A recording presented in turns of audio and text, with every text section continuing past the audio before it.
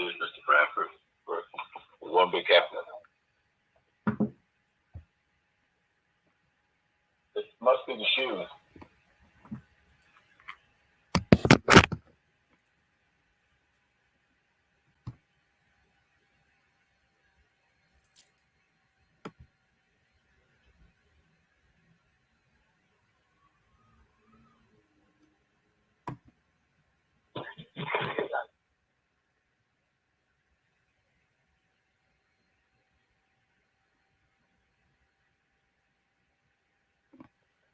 Looks like go out. Really dance.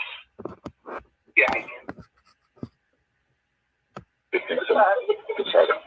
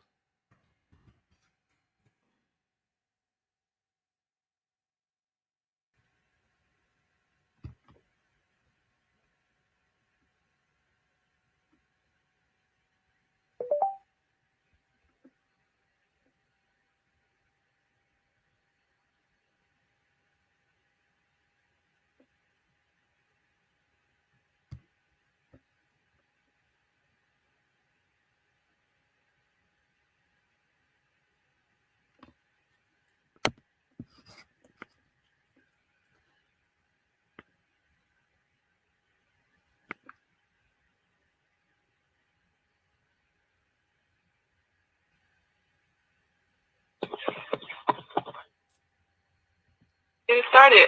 All right. Good morning, everyone.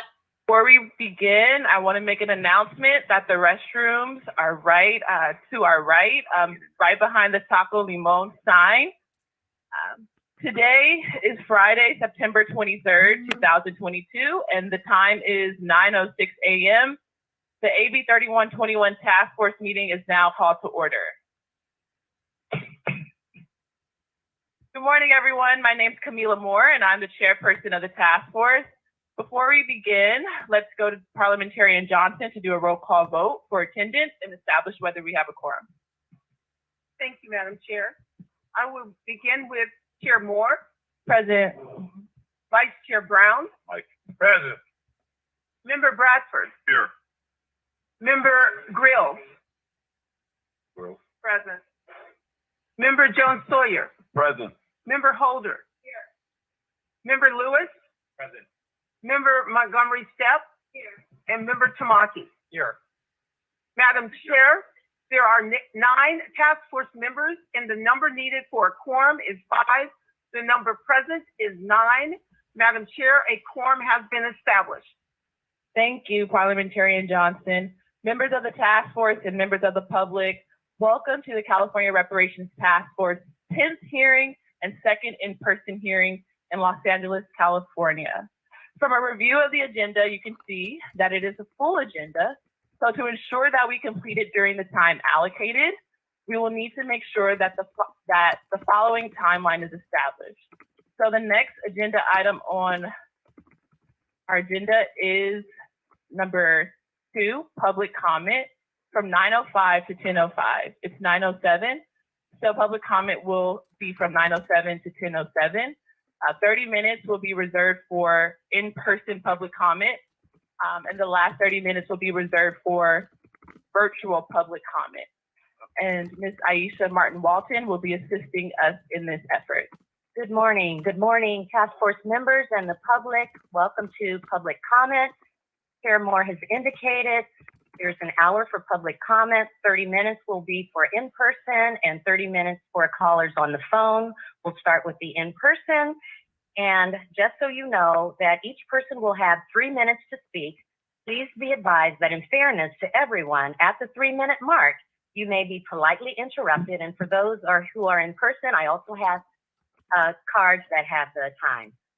At the end of the public comment period, please take your seat and we will continue. And also know that if you don't have an opportunity to make comments today, we will have public comments again tomorrow morning, and or at any time you can submit your written comments to Reparations Task Force at doj.ca.gov.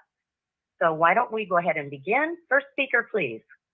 Good morning. Good morning. I am Friday Jones. My name is Constance Jones Muhammad. I am the president of the National Assembly of American Slavery Descendants. We will be hosting our inaugural Reparations Summit next weekend in Atlanta at the National Center for Civil and Human Rights, and tickets are still available at Eventbrite.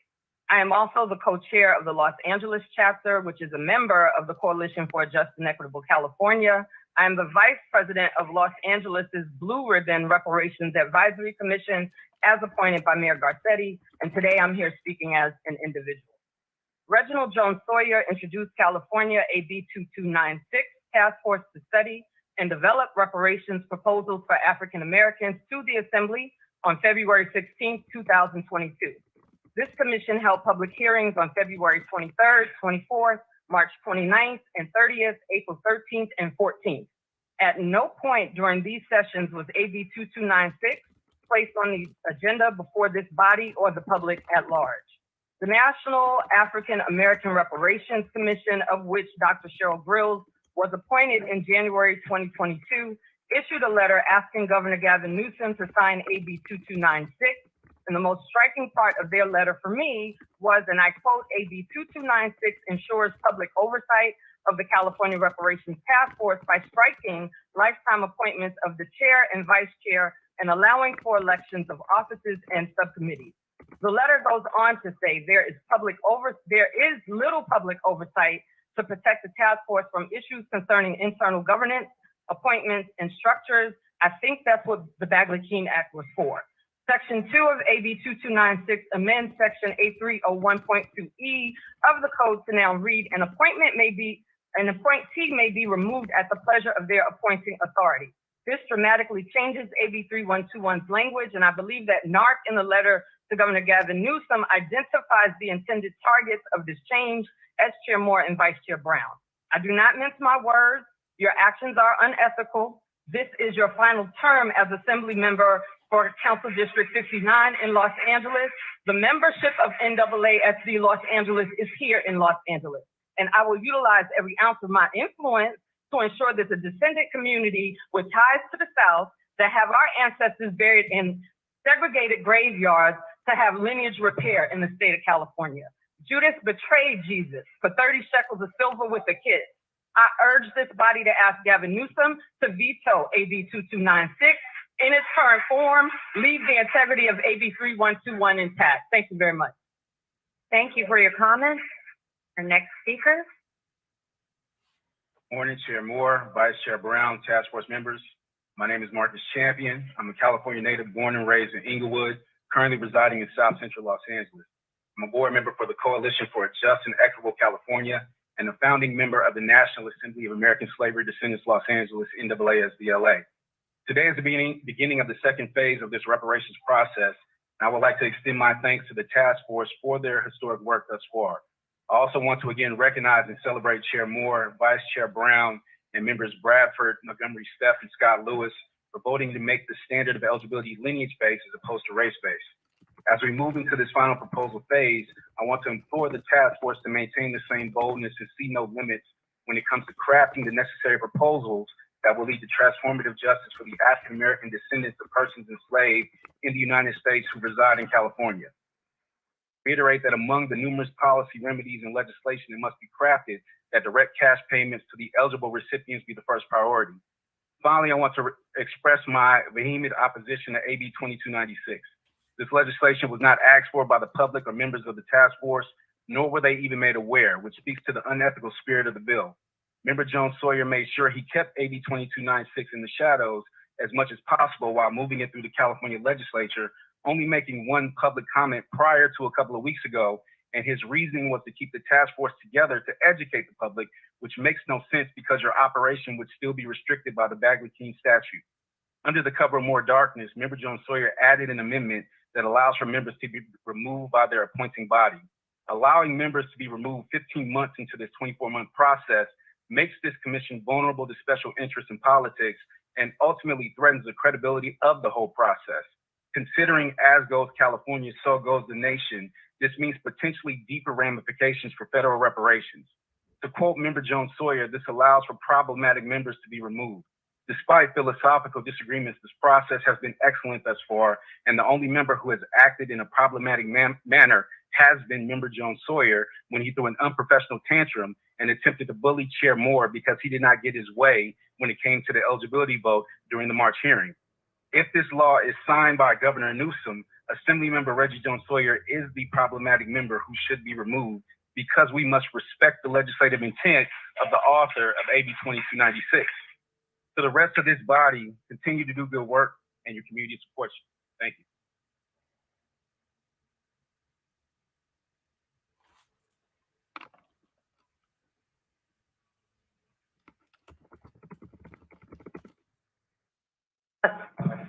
Hello, test. Oh, there we go. Okay, sir, thank you so much. But before you begin, we have two speakers who need an accommodation who will follow you. Thank you so much. You may begin. Good morning. My name is Sarge Hall. I am a retired combat veteran. I'm the at-large rep for the Mid-City Neighborhood Council, as well as board member for the South Los Angeles Alliance of Neighborhood Councils, and I am a descendant of the Honorable Biddy Mason. I'm sending greetings from Georgia, Georgia and Florida, which is my roots, and I want to say that I missed my tea time to come here, and I wasn't really expecting this. But I want to say that I have concerns about Black California. Before we even get to reparations, I believe that we need to have a forum called the State of Black California. With California only being 6.5% African American, and the majority of them in Los Angeles, in 20 years, there will only be 2.5% African Americans. And what we left in California, what we cannot do is allow these reparations to serve as an exit strategy. Also, we cannot allow these reparations to be a boost to Governor Gavin Newsom, who is running ads in Florida. When I went to my property in Florida this year, I cut on the TV and I see him basically getting ready to run for presidency. So we cannot let these reparations go without us having a hand up in this situation if Gavin wants to run for president. And you know what I'm talking about, the behind the closed doors conversation. If he passes this, if we get these reparations passed, he can use this as a springboard. And what we cannot do is allow him to use us. With that being said, the money alone is not enough. I'm afraid that if you give checks to folks, the average person is going to go to the liquor store, they're going to go to the weed shop, and we're going to lose equity in our neighborhood. Follow what I'm saying? Follow what I'm saying. Not everyone. Follow what I'm saying.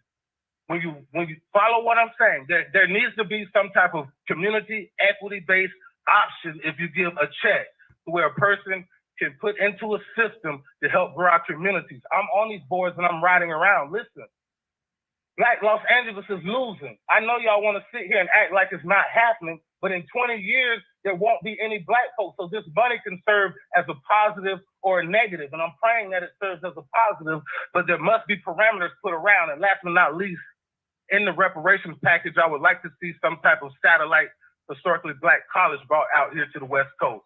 So again, Black California, pay attention. It's only 6.5% of us. We can be easily gentrified. Thank you. Thank you.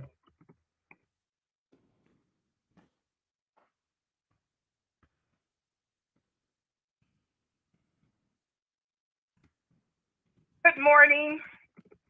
Good morning. Good morning. Now that I have your attention, I am Emeritus Professor Joyce Faye Allen Hamilton, and my sister, Emeritus Professor Janelle Allen. My sister has been a professor at Compton College for 38 and a half years.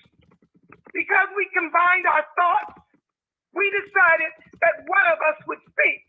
And since I'm the baby girl, I was chosen. You know how that is. Is that okay with the task force? I've been waiting for over 30 years to have this conversation about reparations. So I'm very passionate about this. So if you can be with me, be passionate about what I'm saying. We were born and reared in Los Angeles, California. The sisters bring greetings to all task force members, committee members, distinguished guests, and to the audience. I have taught at many colleges and ended my professorship at Los Angeles City College with a combination of teaching for 35 years. My mother always stated, quote, always try to be the best or next to the best or among the best, unquote. She died at the age of 97 last year, July 15, 2021. I received an award for the first Black Teacher of the Year at Los Angeles City College. I want to be an inspiration to you. It is a privilege and an honor to speak before this task force this morning. I want to honor you and applaud you for countless and tireless days, hours, and minutes that you spent on this task force. This is not an easy job, but you were born to do this. God has chosen you to help create the blueprint for reparation. Reparation is a check owed to Black Americans for the enslavement of ancestors that must not bounce, but must be cashed upon receiving it. This will be marked in the history book as to what you've done for Black Americans. My sister and I want to encourage you to keep working assiduously. Whatever the mind can conceive, the mind can achieve, by Professors Joyce and Janelle Allen. What do elderly Black Americans need for the California reparations?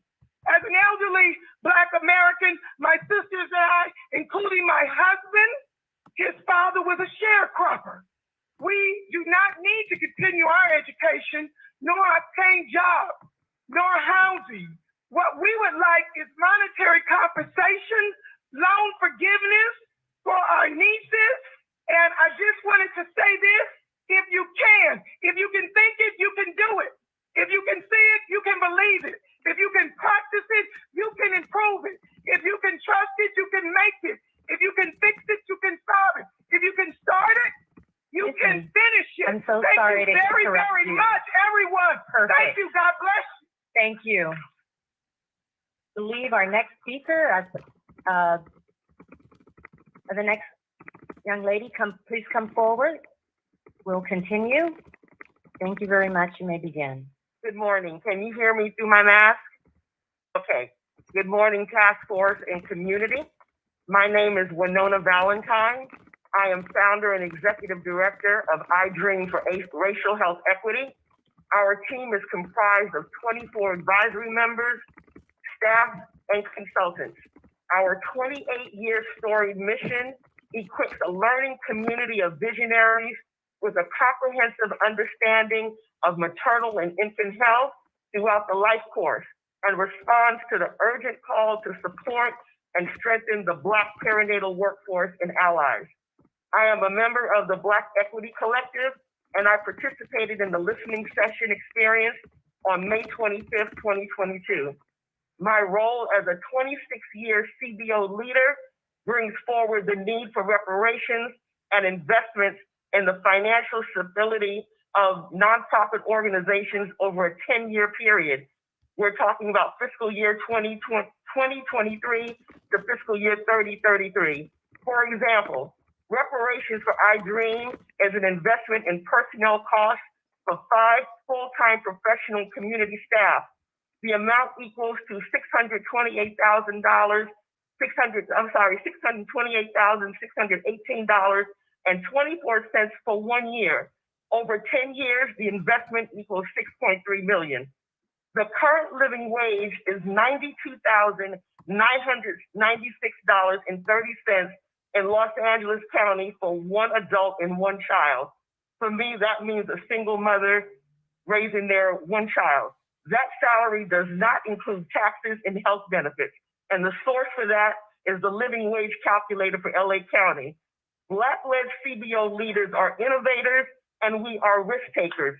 We respond with community-led interventions, yet too many of us began as underfunded startups with underemployed staff. Reparations provide the financial investment of our business model above and beyond programs and services.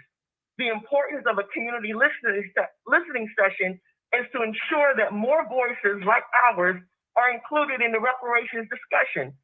Eligibility was voted on, but that varies upon what you heard in the listening sessions. The task force has engaged economists. CBO leaders like myself can provide similar or more relevant expertise. And then finally, bringing greater awareness to the community provides input on reparations. My story as a CBO leader cannot look backwards to 1996 compared to the white-led startup organizations that are now multi-million-dollar CBOs in the same period. Reparations can financially sustain the future of Black-led CBO leaders, provide living wages, and anchor long-term hope and healing in our communities. Thank you. Thank you. Thank you for your comments. Next speaker, please. Thank you so much for this opportunity. My name is Zachariah McGee. I am an activist for reparations for the modern day descendants of American Negro slaves. I had a Facebook page of that same title and it did get shut down, okay? Currently, I'm touring Los Angeles churches with a two-part PowerPoint presentation, first entitled the Reparations for the Modern Day Descendants of American Negro Slaves, and the second, The Truth About the American Negro. Now, my father was born in 1934. My mother was born in 1938, both in Vicksburg, Mississippi, in the middle of the Jim Crow South. They went through horrendous intimidation and discrimination, and that was felt in the household that I grew up in. My parents were amongst the Great Migration in the late 50s up to the northern states. I grew up in Aurora, Illinois, and what I want to say to you, my appeal to you, is that American slavery, okay, the American pastime of lynching my people, the burning, the bombing, the murderous rampage that destroyed the Black Wall Street, that is enough evidence right there, cold hard documented evidence that we deserve these reparations. So don't spend too much time tasking and examining how to give this money out. Know that that money is due my people. I think it was, literally a year ago that 20 Asian people got attacked in public. Within 3 months, there was an Asian hate crime bill signed, and it is now against the law to victimize any Asian person. So what are we talking about? We know in 1941 that the Japanese attacked Pearl Harbor and that Japanese Americans were put in internment camps. We all learned this in high school. But then in 1988, did Japanese get the reparations? They sure did. So we're still waiting. In 2009, the United Nations was calling for Black Americans to receive reparations. And guess who blocked that? Obama. He shut it down. He said, you're not going to intimidate and disrespect white people on my watch. Basically, essentially, that's what he was saying. So please, don't spend all this time task forcing and examining. The evidence is clear. The reparations is there. If you're interested, I'm currently touring Los Angeles with those PowerPoint presentations. If you're interested in those, please approach me and I can hook you up with the presentation to continue bringing awareness to these reparations and show the less fortunate of our people who they are. My last thing is, you don't have to give no money to no crackhead. You don't have to do that. You wouldn't do that anyway. So why would you do that? Then that's not an important point to bring out anyway. We have a lot of educated, powerful people. We have the means. The problem is that we're not together. We will not come together to do what we need to do the nation building within our people. And we should not be afraid to come together. We should be respectfully, unapologetically all Black in what we do for our people. Thank you for this time. Thank you. Next speaker, please. Hi, everyone. Good morning. It's so great to see so many Black folks in the space today. Thank you, Task Force, for the work that you do. My name is Cherise Patterson. I'm the founder and chief architect of the Black Equity Collective. We are an ecosystem of 25 philanthropic partners and 52 Black-led and Black empowering organizations across Los Angeles, San Bernardino, and Riverside counties. Our mission is to join funders and communities to strengthen the long-term health and sustainability of Black-led organizations. We were one of the anchor organizations that hosted a community listening session.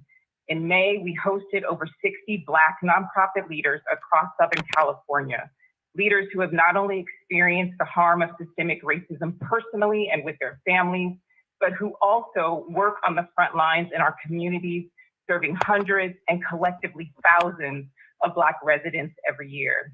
We knew their perspective on reparations would include stories of personal harm and triumph, as well as harm they've experienced as employers, community advocates, and service providers. I'd like to submit a report documenting the top line findings and recommendations from our session, which I have with me and I'm happy to distribute. The information is also aggregated in the report that you're going to be receiving from the Bunch Center.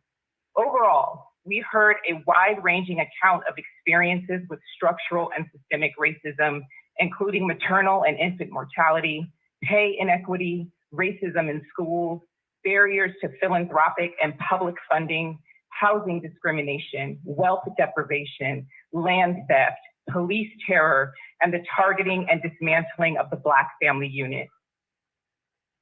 They've experienced these things because they're Black, whether their ancestors descended from stolen Africans who populated the American South or stolen Africans who immigrated from another colonized land. Racism has not separated them by lineage. As you can see or will see in our report, there were various perspectives on the eligibility question and nuance in how our community thinks it should be applied to different forms of reparations. There are still over 3 million Black Californians, and their voices deserve to be heard, considered, and respected before the question of eligibility was prematurely decided by this body. I want to implore this body and ask that moving forward, the task force make a stronger effort to solicit community input before making major decisions on any reparations framework.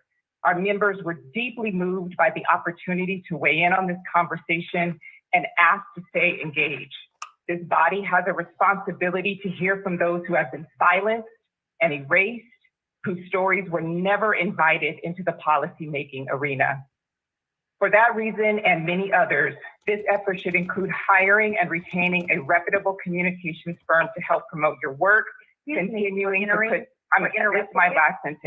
continuing to put significant resources toward community engagement, and partnering with community-based organizations like ours to ensure that you're reaching the entire community. We have to get them to the next speaker. Thank you. Thank you very much. Next speaker, please. Hello, everybody. My name is Milagro Jones. I'm an undergraduate student at UCLA, and I transferred from Los Angeles Trade Technical College. So I want to shout out these professors that worked in the LACCD, because without people like them, I wouldn't be here today. You know what I'm saying? But I'm a single parent. I've been raising my daughter by myself since she was 5 months old, and she's 8 years old now. And I just want to say that, you know, before I even start, I want to speak on people talking about crackheads shouldn't get no money. My stepmama was a crackhead, and she was still a Black woman. Excuse me. She deserved money just like anybody else deserved money. She's still a human being. Excuse me. But I just want to say that as a single parent here in Los Angeles, all of these people that's up here right now, I'm sure you have done something that's been helpful for me. You know what I'm saying? Holly Mitchell's bill, I think it's called 329 or 325, that stopped discriminating against Section 8. That got me and my daughter into a home from homeless shelters. So it's a lot of work that's been done, but at the same time, everywhere I go, I'm discriminated against with my daughter. When I walk down the street, the LAPD pull up and say, "Y'all look suspicious. Do you know this man?" The LA Sheriff Department broke into my home, harassing me, sending emails to the neighborhood council. He got found guilty of this stuff. He still worked with Black people in the community. You know what I'm saying? Everywhere I go, whether it's LASA, the Los Angeles Homeless Service Authority, whether it's in my neighborhoods that I've lived in, no matter where I go, if it's in the good side of town, the bad side of town, Skid Row, I lived all over the city. It's always discrimination. Black people are treated like garbage in this country. Me and my daughter is stepped on and walked on everywhere we go. And there's nothing changing and getting better for us on a daily basis. I'm sick and tired of living like this.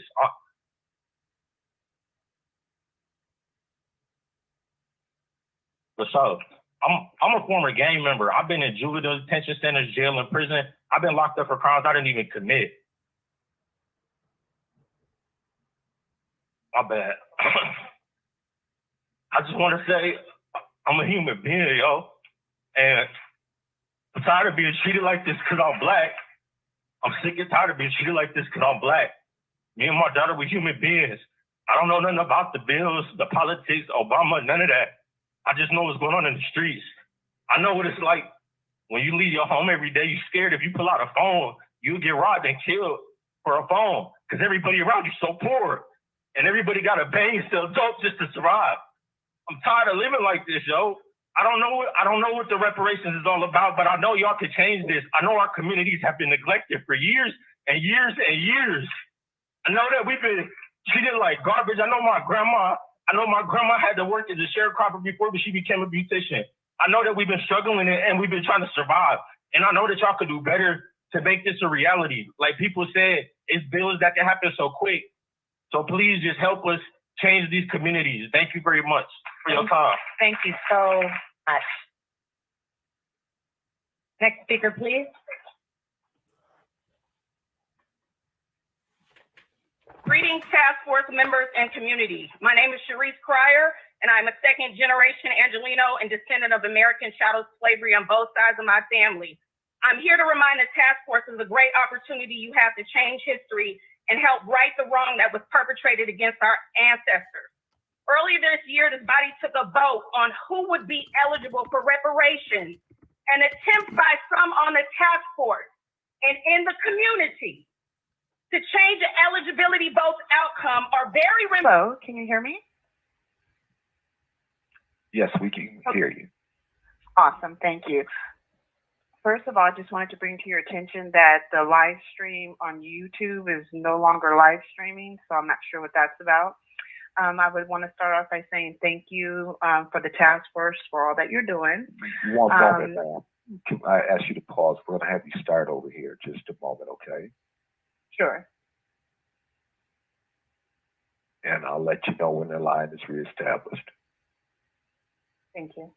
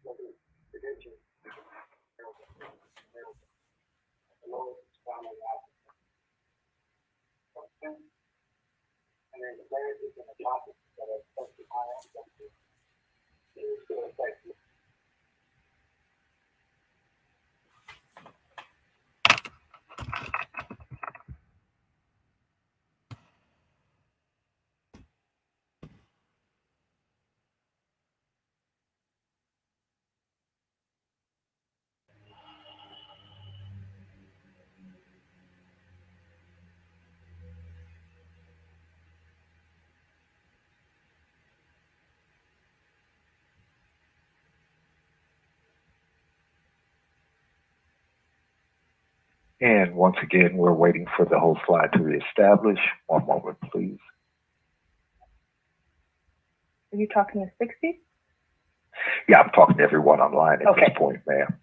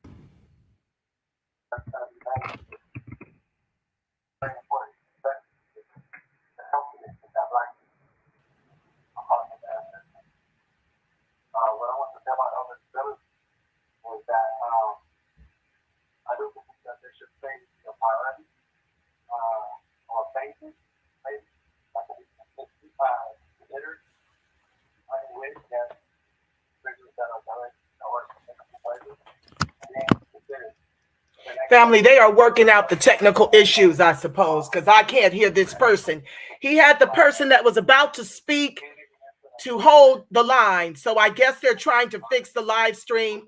If someone can send me the link, Miss Powell, if you out there and can send the link and drop it to me in the signal or send it to my email, that would be even better. The rep perspective Gmail, that would be great. Then I can share the screen, but I need the link. Shirley, can you send that link to me at the rep perspective? Okay, we're going to go back to line number 60. Your line is open. Wait. Sorry. Can you hold for 1 minute and I'll confirm?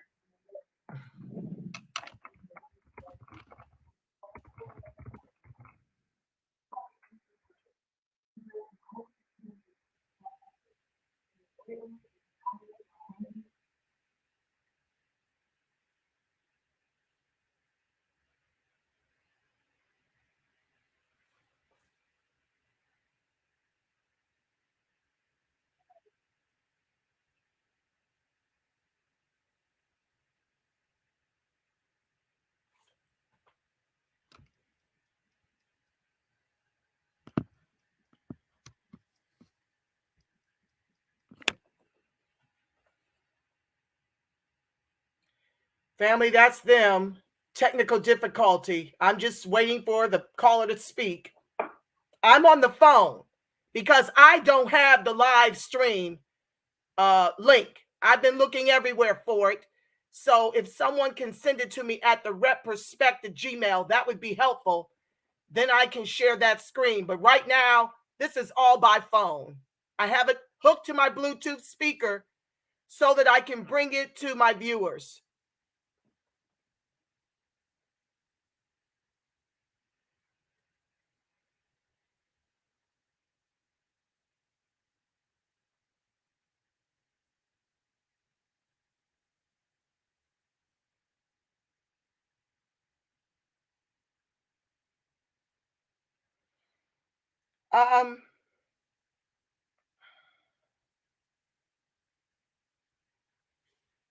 I'm still on the phone, y'all. It's just kind of gone silent, so I'll entertain you in between. My public comments that got cut off, I'll continue reading those until they get their act together. For those of you who just got here, I opened addressing a couple of comments by clearly some saboteurs who just got here. They're sitting up here trying to reopen the case on lineage-based reparations. They wanted to go to all blacks, and they know full well, had they been here for the entire year, that if we do reparations based on race, it will get thrown out. Hold on, are they back?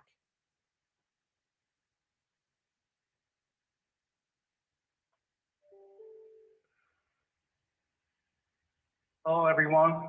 My name is Ken Henderson. I am a direct descendant of Seminole Chief Billy Bole. Wake up, Black California. We as Black Californians are heirs to Black indigenous dynasties like the Moors of the Cow Keepers, also known as Black Seminole warriors who defeated the U.S. Army 3 times. If your names are on the 1835 Henderson Roll, you are, in fact, indigenous heirs to lands here in America. As unlimited wealth, indigenous lands owed to you with oil and gas leases denied to California heirs. Recognize the destruction of Tulsa's Black Wall Street was to conceal we are the direct descendants, not just from slaves, but from various indigenous Black tribes who were able to create businesses from inherited wealth from oil and gas leases from allotted lands given to deceased family members.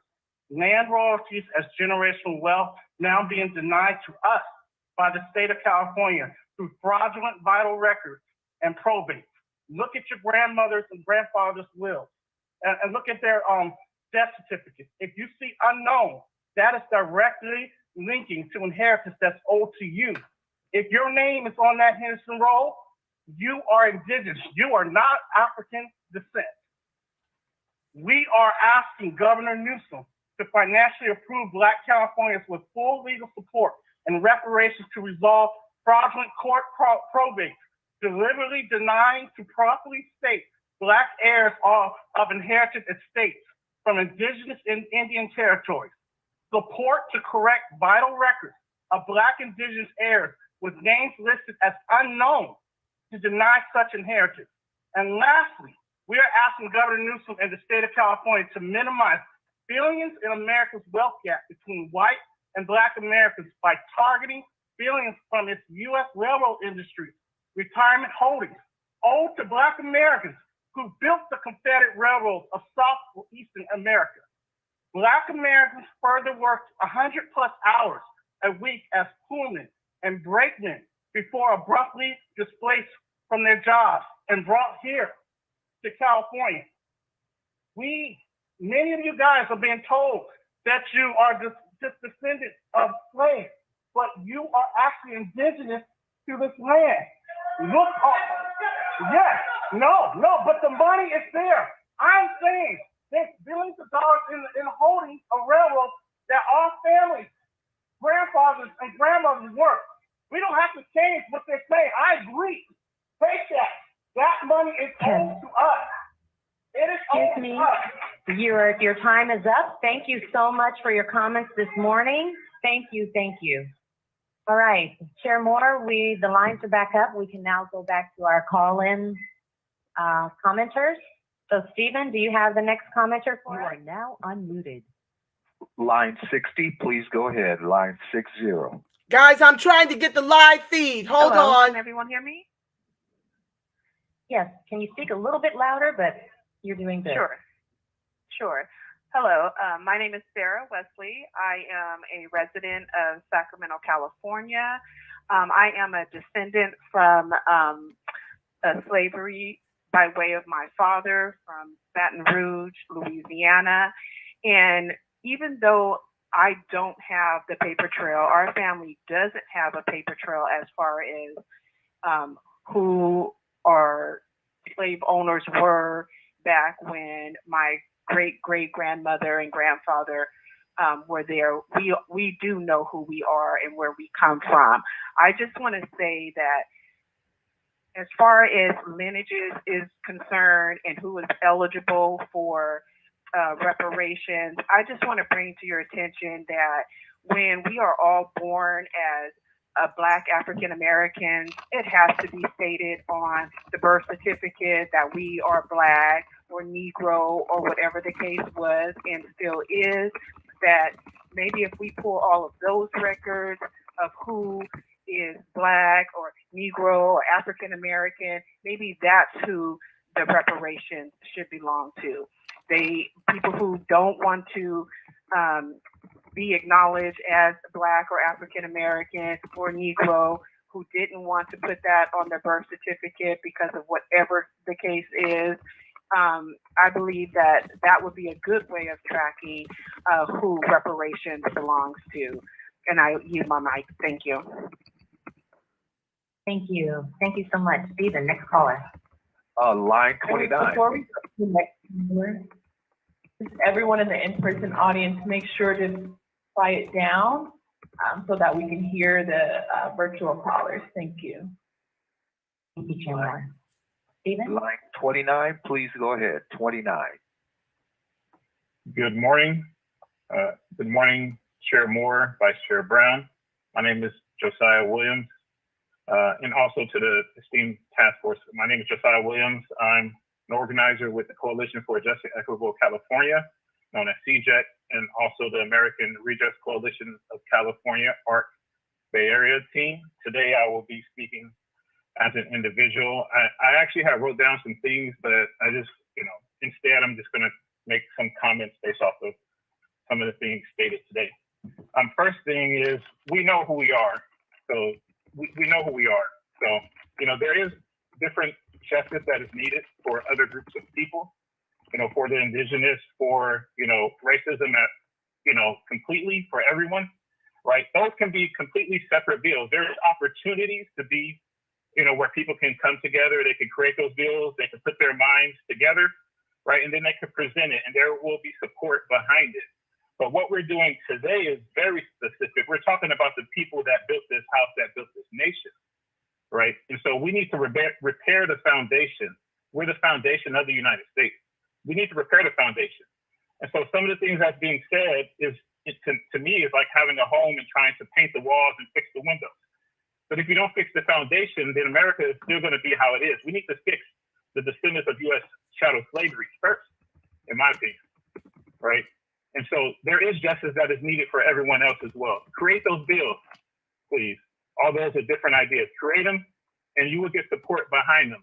But let's not try to colonize this effort right here, right? We've already experienced that. That's how we got here in the first place, right? And so we need justice. This is a righteous cause that we're involved in right now, and I want to applaud the task force for coming to the decision to support the eligibility for the descendants of U.S. chattel slavery. I know that there's some who, didn't agree with that initially. Hopefully they've gotten over it by now, so we can just focus on achieving our righteous cause and justice for the descendants. In addition, I wanted to point out that cash payments is necessary in my opinion, and anyone who is against it, I think they should lead by example by, coming together with all their checks, putting it together, right, and then just being paid in programs instead. Now, there should be programs, but there must be cash, right? Because that's how we live, right? That's how we pay our bills.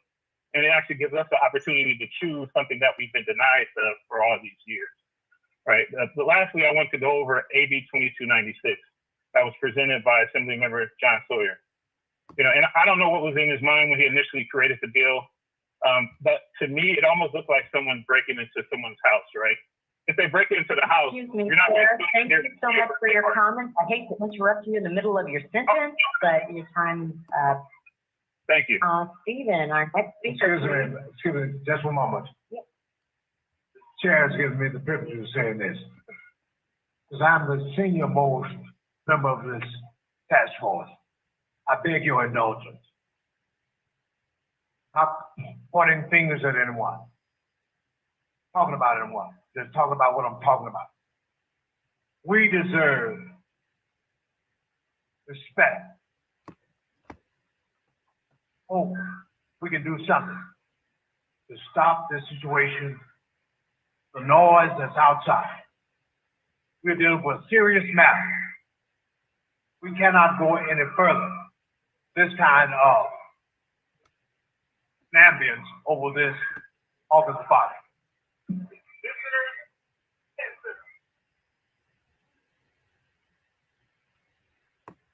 Well, go out there and ask them to be quiet.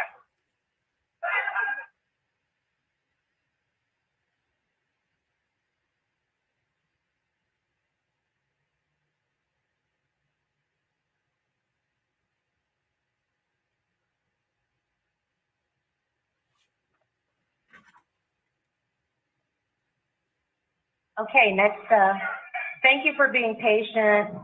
Folks who are here today, we really appreciate it. This is an important issue, so thank you, bear with us. I will proceed with our next caller. Stephen? Line 41, please go ahead. 41. We'll have to watch the time here more. Hello, can you hear me? Can I be Stephen? heard, please? Hello? Hello, hi, we can barely hear you. Would you do us a big favor and speak up really, really loud this morning? Okay.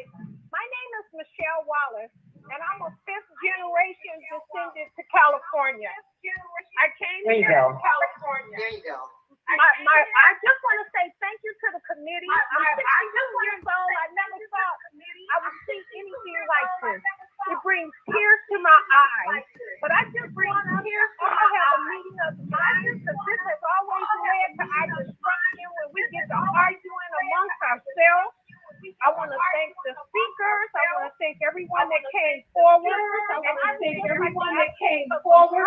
And I would just like to advocate. I would like whatever comes down to be the dissent to be of our ancestors. Let this be something that will last for generations. Let this be something that will last for generations and just as far as land, as far as education. Let's go back to the theme of Martin Luther King and them that let us know that education sets us free. But just gives people a lot of money for what? They always have traps set up to take the money back as soon as they give it to you. So I would just like something long lasting that my grandchildren and great grandchildren can benefit from this historical moment in our yield.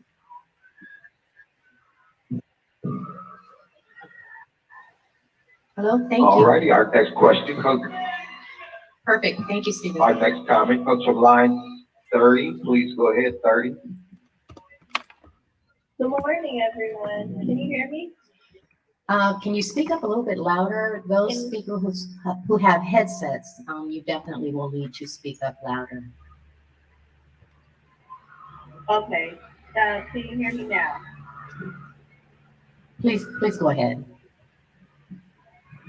Thank you. My name is Erin Jones, and I'm an academic coordinator at I currently serve historical market in South LA, where we global creative and of how we go in culture. And in short, I work to close the education gaps that affect our children. I am a descendant of American chattel slavery, and I'm a third-generation Californian after my grandmother fled domestic violence in Atlanta, Georgia.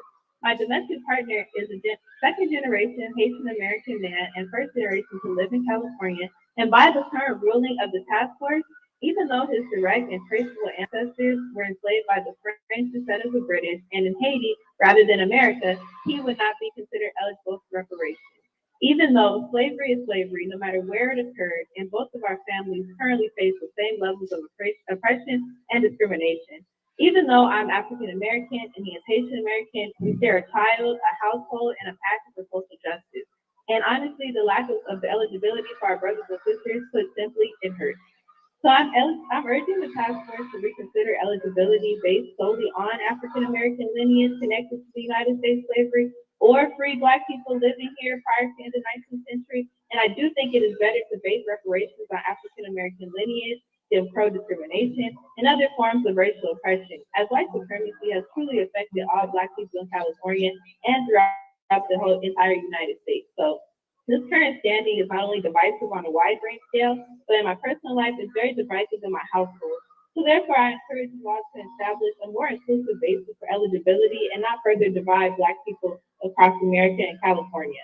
Now, we never will know exactly the pain our ancestors endured, but we do know many forms of racial discrimination still impact all of us today. So I really do hope our personal stories and communities really impact you all as members of the task force and help you to further consider incorporating our community's lives and futures in your decisions. So thank you for your time.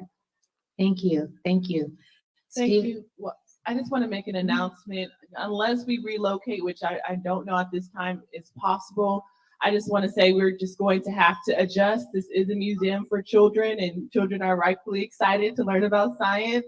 So, you know, it is what it is, and we just have to keep calm and carry on. Yes. Thank you. Great words.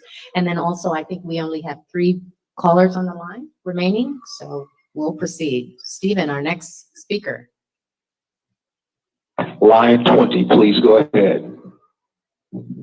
Yes, can you hear me? Can you hear me?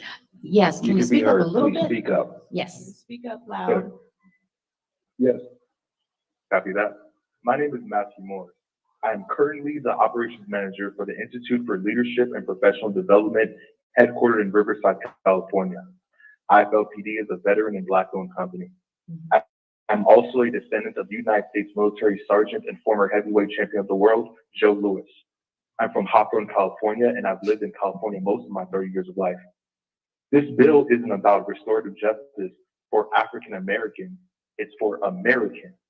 When Floyd Mayweather represented his country in the Olympics, he wasn't called the African American fighter.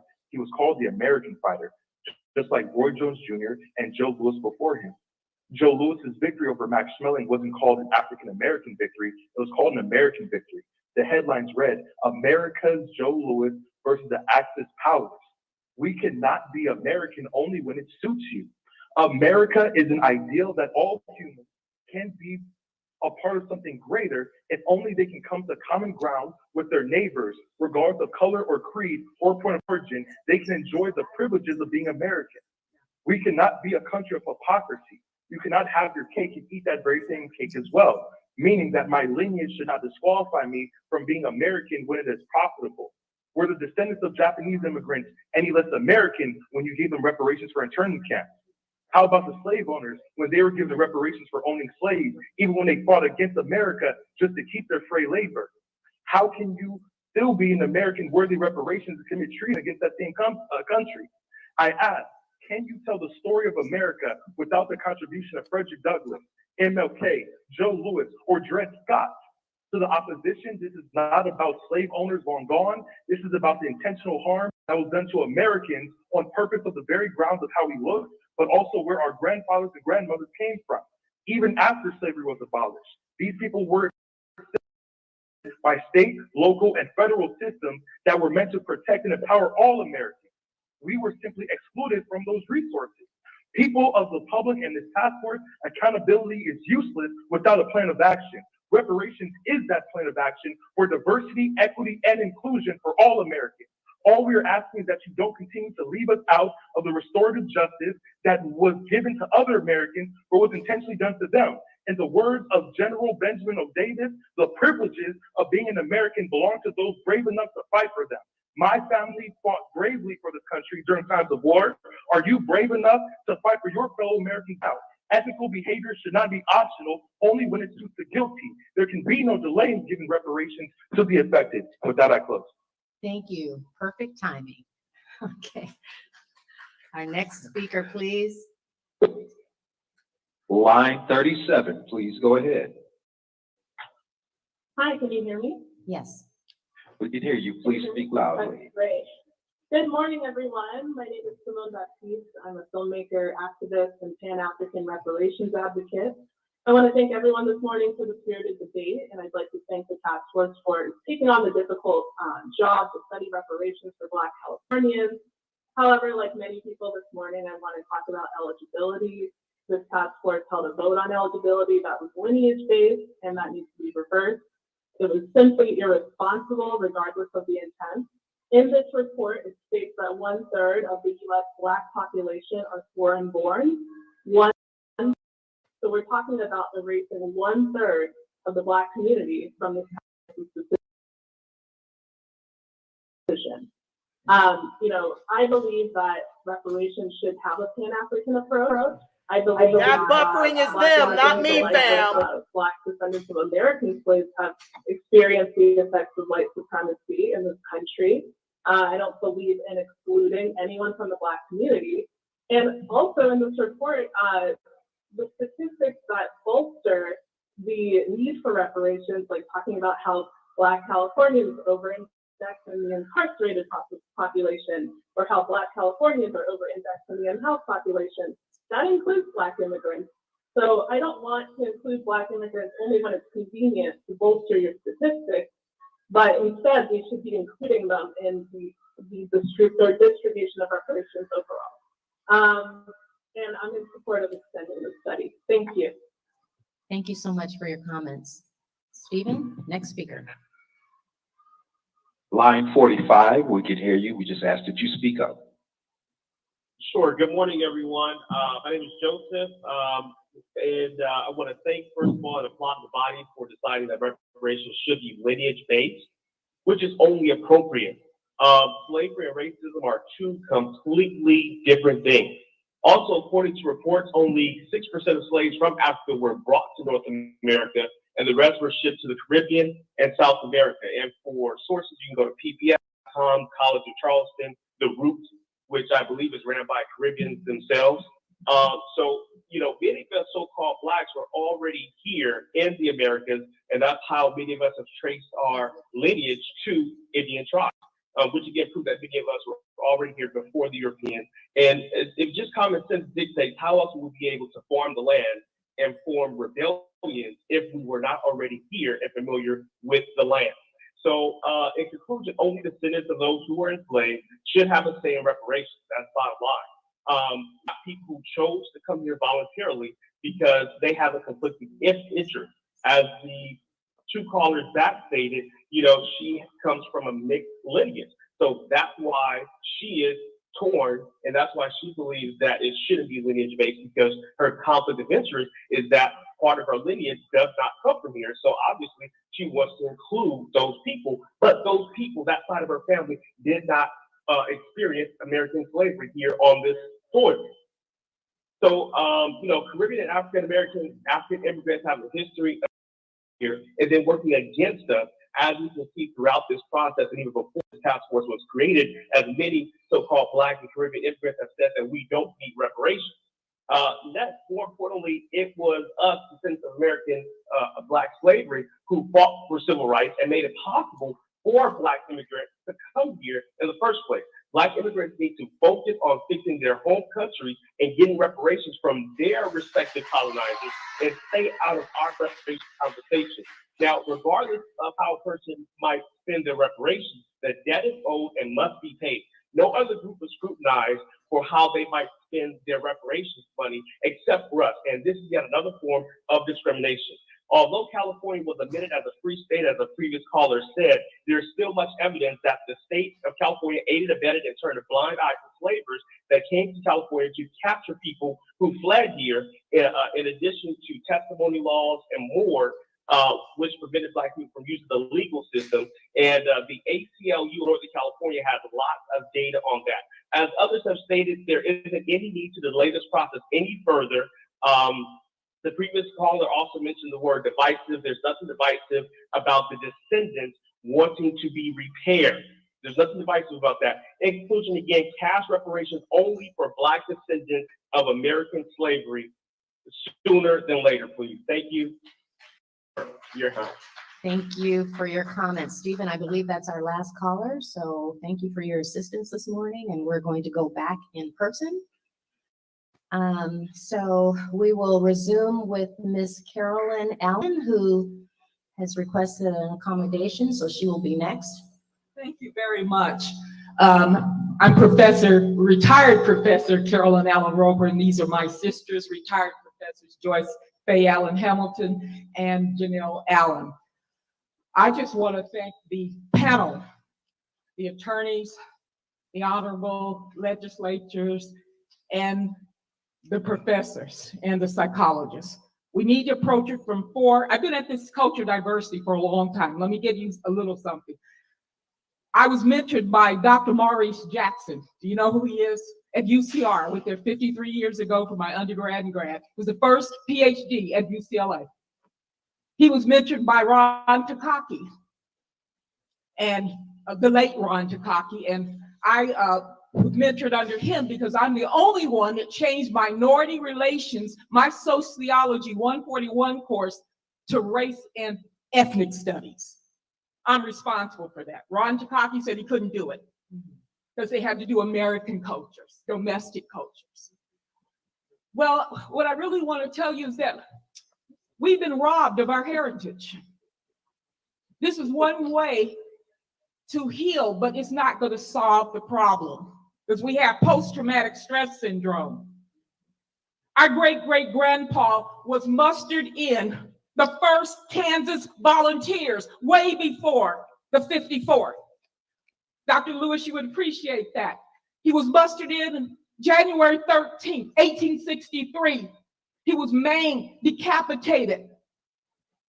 May 18th, 1863.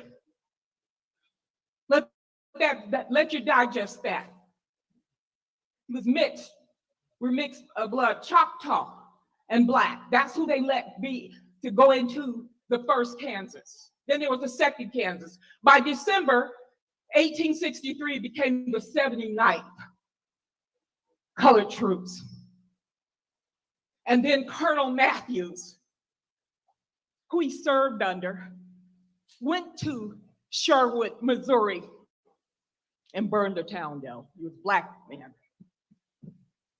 Our next grandpa, his son, was killed by the Klan. They spooked his horse. He was a deacon. Reverend Davis. My grandpa was the vice president of the National Baptist Convention. We come from Magnolia, Mississippi. Yes, Mississippi, the headquarters of SNCC, Macomb. And we are products of that. Our mom just died last year. She was a civil rights activist. She left that lynching and she died shy of her 98th birthday. And she wanted to be here, but she left it on tape that please do the reparations. Came out to California following my father, my aunt, uncle, teachers in Willowbrook.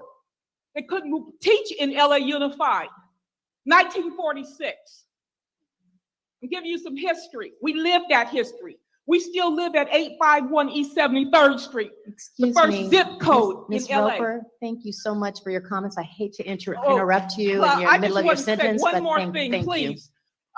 Student debt, cancel that, and do something with GI Bills. Thank you. Have one for California. Thank you so much for your comments this morning.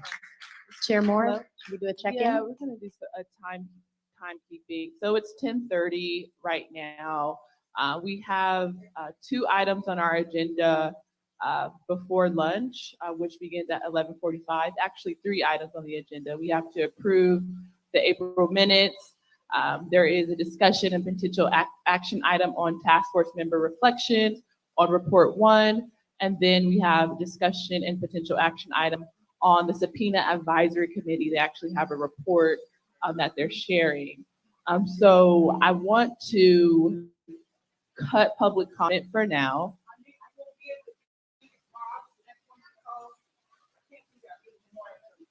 Okay, so we'll just do one. No, that's fine. Thank you. We'll do one more and then we'll go to task force member reflections.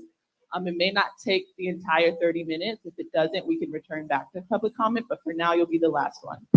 Thank you very much for making the accommodations. I'm Starla Tarleton with AMH Consulting. I create spiritual and secular technologies to help transform stress in these pandemic times. These pandemic times have been the inception for our enslavement here on this continent, all right? I utilize music, sociology, hypnotherapy, and human development. I've had clients from Compton to Malibu. My mission started when Martin Luther King was killed. They called me playing the trumpet to help transform the people, the kids, so they would not riot. What we need now is we need to step into our superpowers. We need to step into the 0-point zone of infinite possibilities, because the enemy plays the game of infinite fear and infinite anger through infinite division, so that we fight amongst ourselves. All of us want and need and require and demand the reparations that are way overdue. However, we need to stop the infighting and breathe and move into that peace. I work with peace and transformation, transforming the chaos to peace. Then we can go and create the future realities and transform them as our ancestors did into present time reality. Peace codes, downloads, transform them now. Breathe unity in so that all the different divisions and the way this should be done and the way that should be done and no, we can't do this, keeps us in that internal enemy, which is the post-traumatic slave syndrome, internalized. We transform that by going into unity within and unity without, creating the peace where we can think straight without all the cortisone rushing through our bodies. And we can work into a middle zone, a neutral zone, and work with our brothers and sisters, fathers and mothers, children, to create solutions. We don't know yet because we've got to step into the miracle zone in order to create that. The question is, are we willing to do that and make it practical? Starla Tarleton, Angel Music Healing, AMH Consulting, Peace Code download. heart. We need to refurbish our hearts and heal through God's divine power that is within us. Our ancestors were freed of the slaves into the dimensions they were because they tapped into the God-anointed superpowers within and united with each other. Let us do that. Thank you so much for your calming words this morning. Chair Moore. Speakers, if you may, because we're not going to be here tomorrow as well. We've been here since this morning. So if I and this gentleman here can be the final speakers, we would appreciate that. Okay, so what we're going to do is move on with the agenda. Then we're probably going to have extra time after the task force members have an opportunity to reflect on report 1. You don't think public comment should be priority? Yeah. You don't think the people's voice should be priority, at least in this exception? Yeah, we're going to return to you. So just let's just have a minute so we can move towards Have a with minute. Have a minute.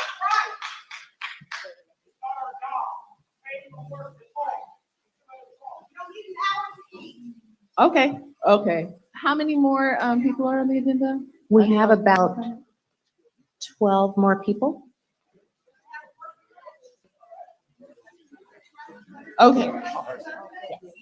Okay, all 12 people on the list can give public comment. All right. Go ahead. If we're going to go in the order that we agreed, the next speaker, if you don't mind, would be Pete W. We'll get to the two of you, absolutely. Thank you so much for being patient. Oh, Pete's gone? Okay.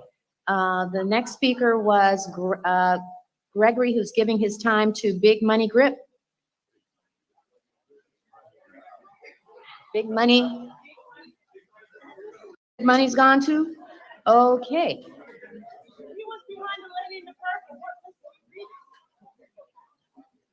Go ahead, sir. I'm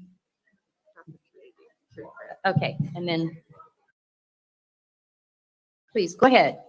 Thank you. Okay, my story is a little bit more like the hurricane, and to say to Reggie Sora, don't be like Sylvester in the time of the first empire of it was one of the first empires back in the day, being a super queen. But what I like to say is that I was also a victim of like what they talk about McLaren Hall and stuff. I'm 65 years old. I've been falsely in prison at the age of 6 years old to about 12 years old. All right, and I've still been a victim of police brutality, railroaded. And so I was also with Mr. Peoples and all that to say that people my age shouldn't be able to have reparations and stuff like that is crazy. I've been through a lot. I'm still going through stuff for this about this court system and everything.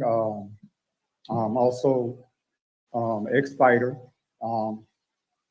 and I can tell by people being depressed and all that when I'm training folks now, if they have ADHD and if they smoke weed and stuff or whatever, you can tell through the training and stuff because they're not like that typewriter you hit over there, you type in 100 words a minute. And so through depression and stuff, it's hard to focus.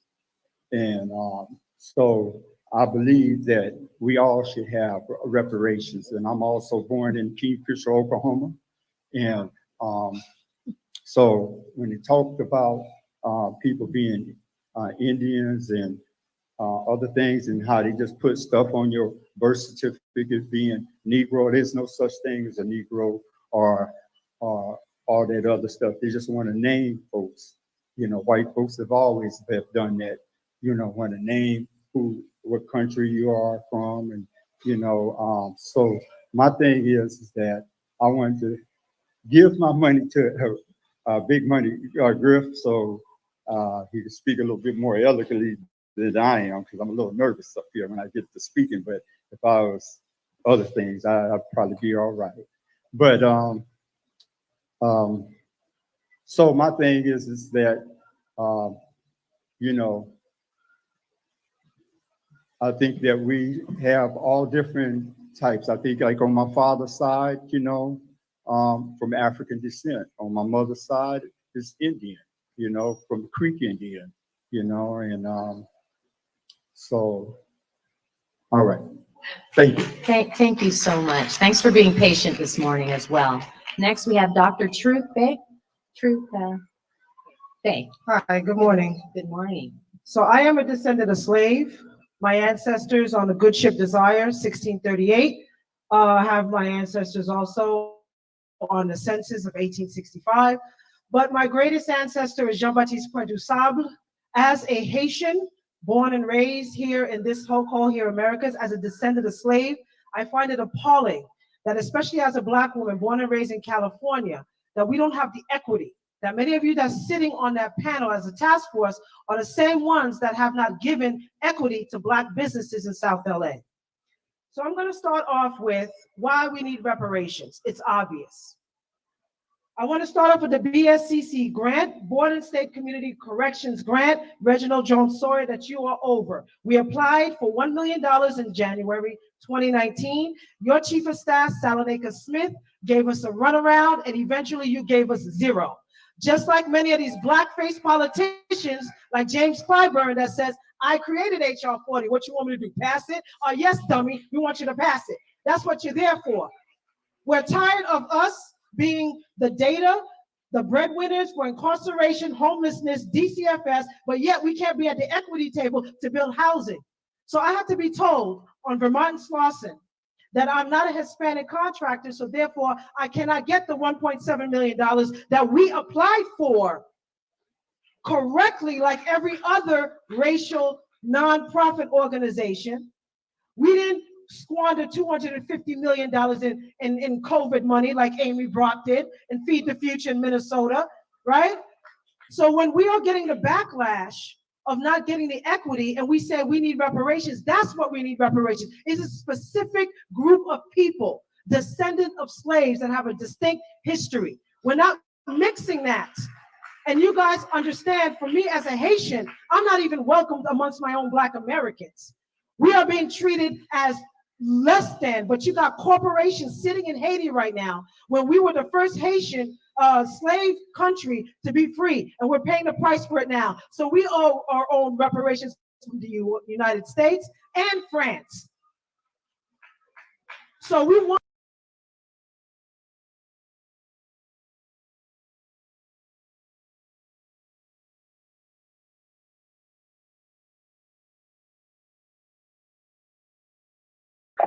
You guys, that's them buffering again.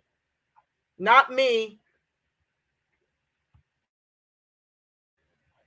Stand by.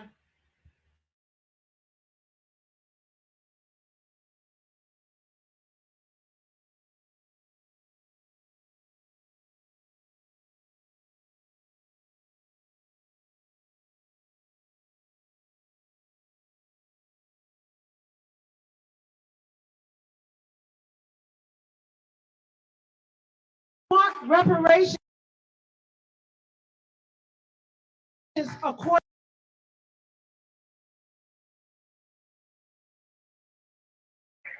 Hold on, guys.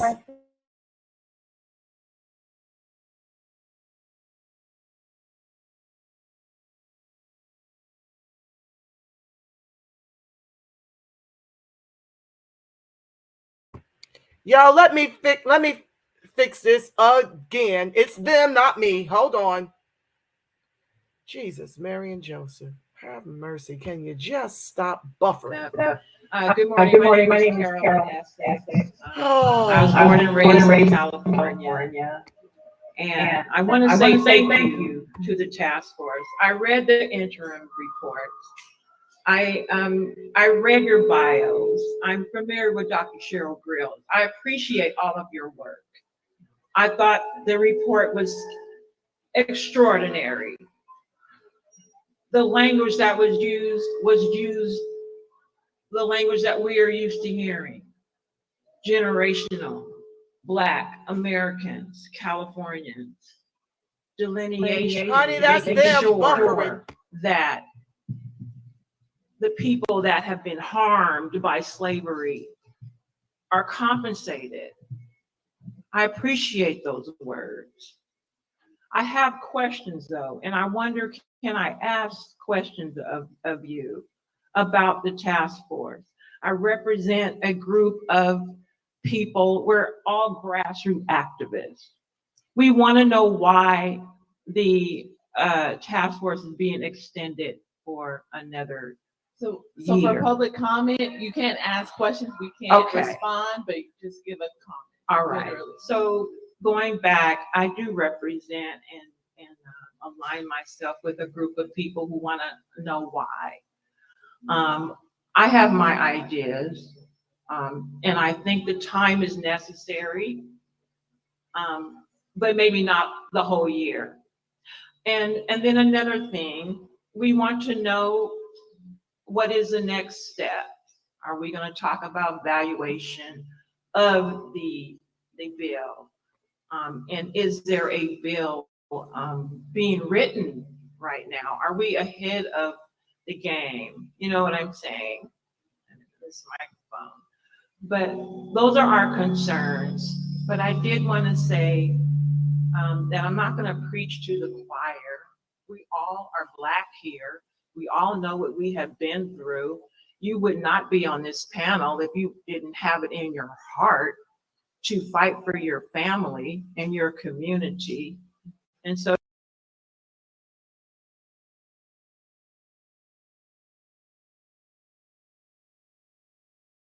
teleconference service. Please enter your access code. Family, I'm going back to the phone. This is some bullshiggity. I cannot get the thing from, that's them. They got technical issues. They buffering all over the place, and ain't nobody got time for this, okay? So Your just, access code was not recognized. shoot. Please re-enter your access code, followed by the pound sign. Hold on, guys. I'm trying to find the access code up in these comments. I have to go back to the phone. I can't do this with them right now. It's real janky. Your access code was not recognized. Please re-enter your access code, followed by the pound sign. Hold on, guys. Y'all hearing the technical shit I got to go through. These hoops. 33237.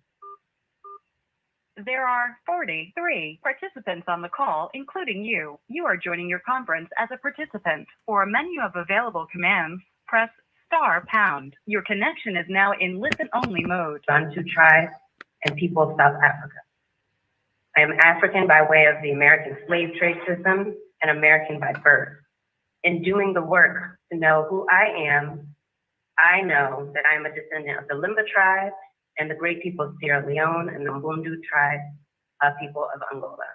By way of New Haven, Connecticut, and the Durham, Goldsboro, and Granville counties, North Carolina. I live in Los Angeles, California. I'm in the arts and entertainment community. I've worked on the representation side of the business at talent agencies, acting as an agent of change with a focus on supporting the telling of Black people's stories. I am currently part of the casting community, where I ensure that there is accuracy and truth associated with the choosing of actors of all stories told, and especially those where we are seen cast and represented, highlighted, and leading.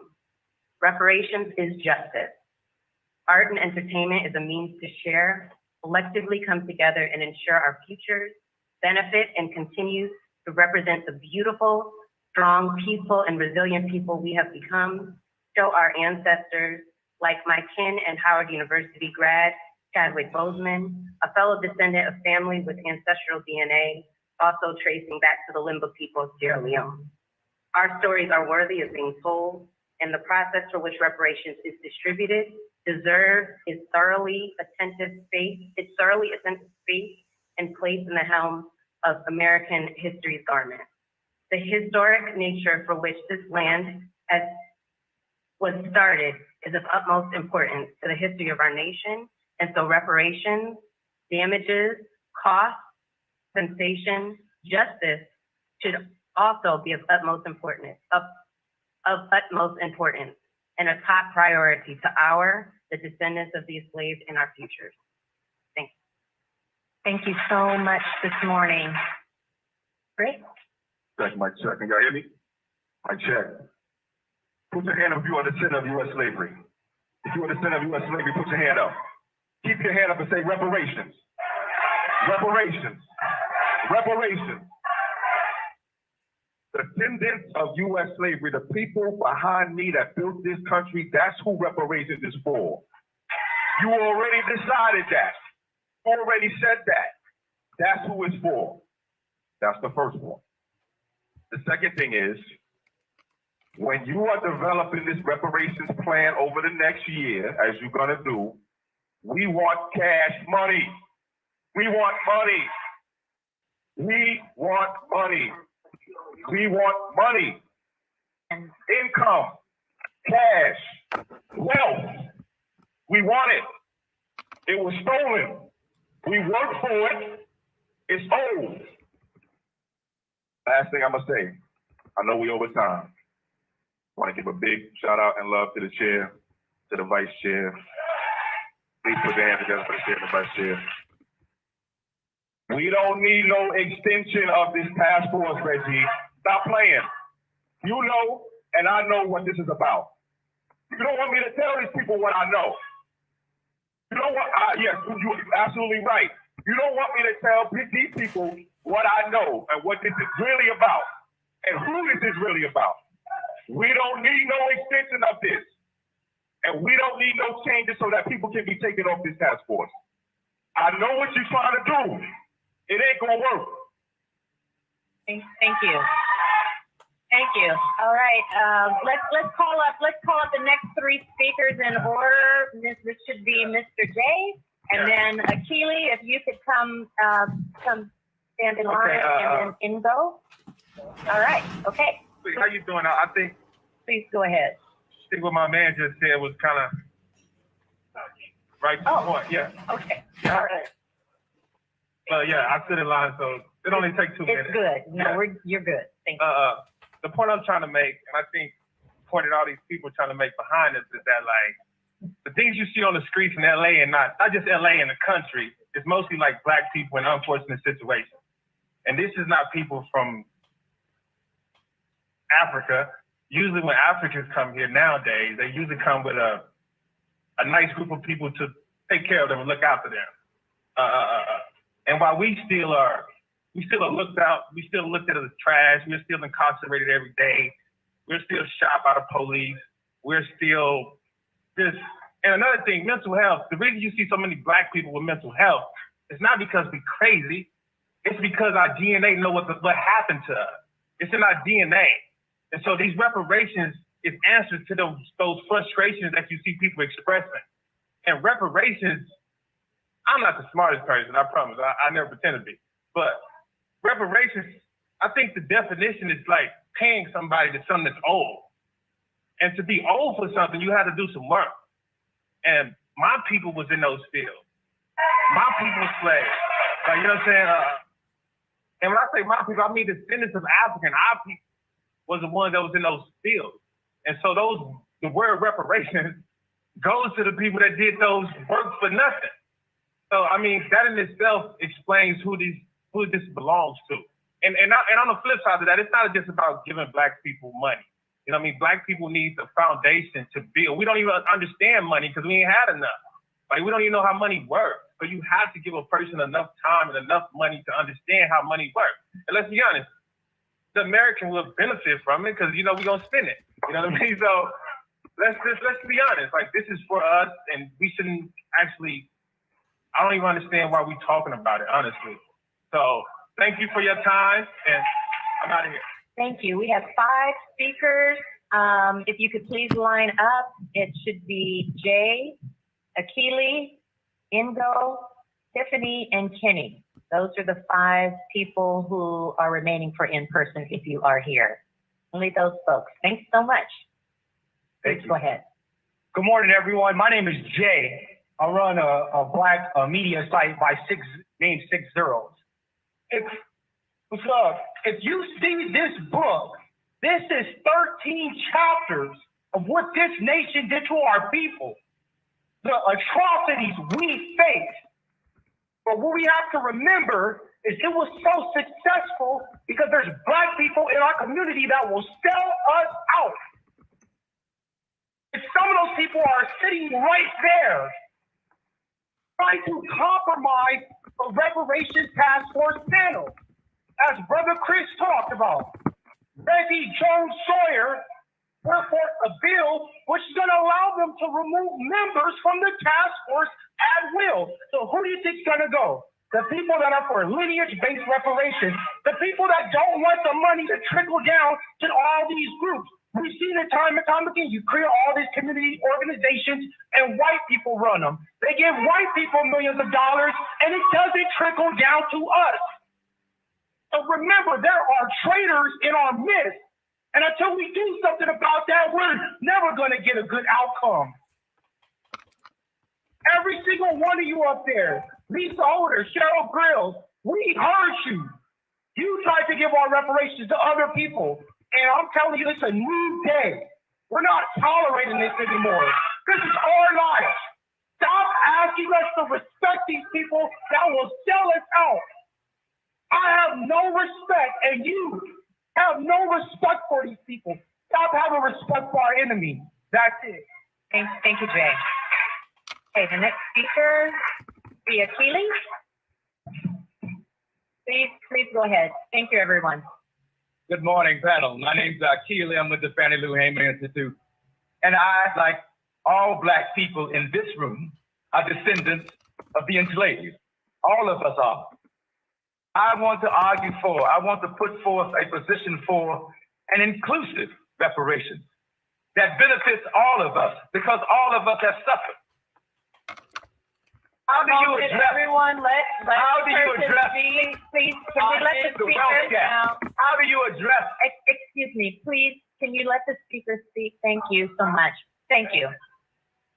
How do you address the wealth gap? How do you address medical apartheid? How do you address all of the damage, hurt, and harm that's been done to Black people in this country since us being here? How do we have an inclusive approach? How do we make sure that we are all in as opposed to some of us are in? Some of us. How, if you don't provide the resources for us to do the ancestral tracking that we need to do to be able to prove if we are eligible or not for reparations, will it benefit us all? We're calling on you to look at all of us. You can prioritize us if you like, but how do we address our common interests, our common concerns, and our common conditions?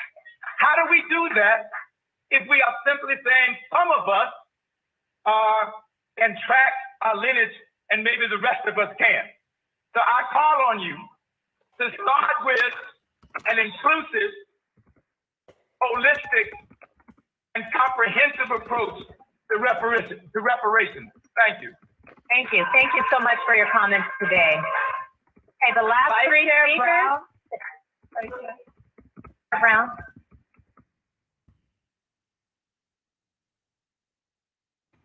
How you doing, committee? Just one moment, please. Please. Pretty please. We have done a wonderful job thus far. Now, as brothers and sisters, if we really respect each other, just chill. You had your opportunity to speak. Let others speak. Thank you. Let's hear the other speakers. Thank you. Last three speakers. This should be Ingo. Thank you. Go ahead. How you doing, Task Force? Thank you for the work you've done so far, the ones who have worked for us. Thank you, Task Force. Thank you for the work you've done so far for us, the ones who have done it, truthfully. And I want to first say that last brother was right. We do need to figure out a way that's more inclusive to properly and easily identify who are descendants of those African slaves in America. The numbers. I'd like clarity on the numbers. Are we looking at 1 million plus each person? Because what I think is at the least should be. You know what I'm saying? Next of all, the federal. I believe we should have. I'll be quick. We're gonna have. I believe we should have a few points in our reparations. Should definitely be included.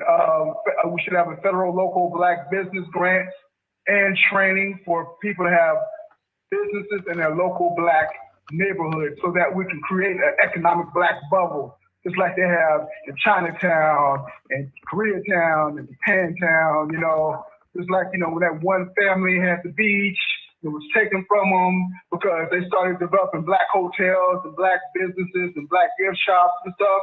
You know, that would have developed into an Africa town by this time. You know what I'm saying? So yeah, we need to be. The federal government needs to also do that as well as give us the money. And then also we need to have each person should have personal finance / investment training.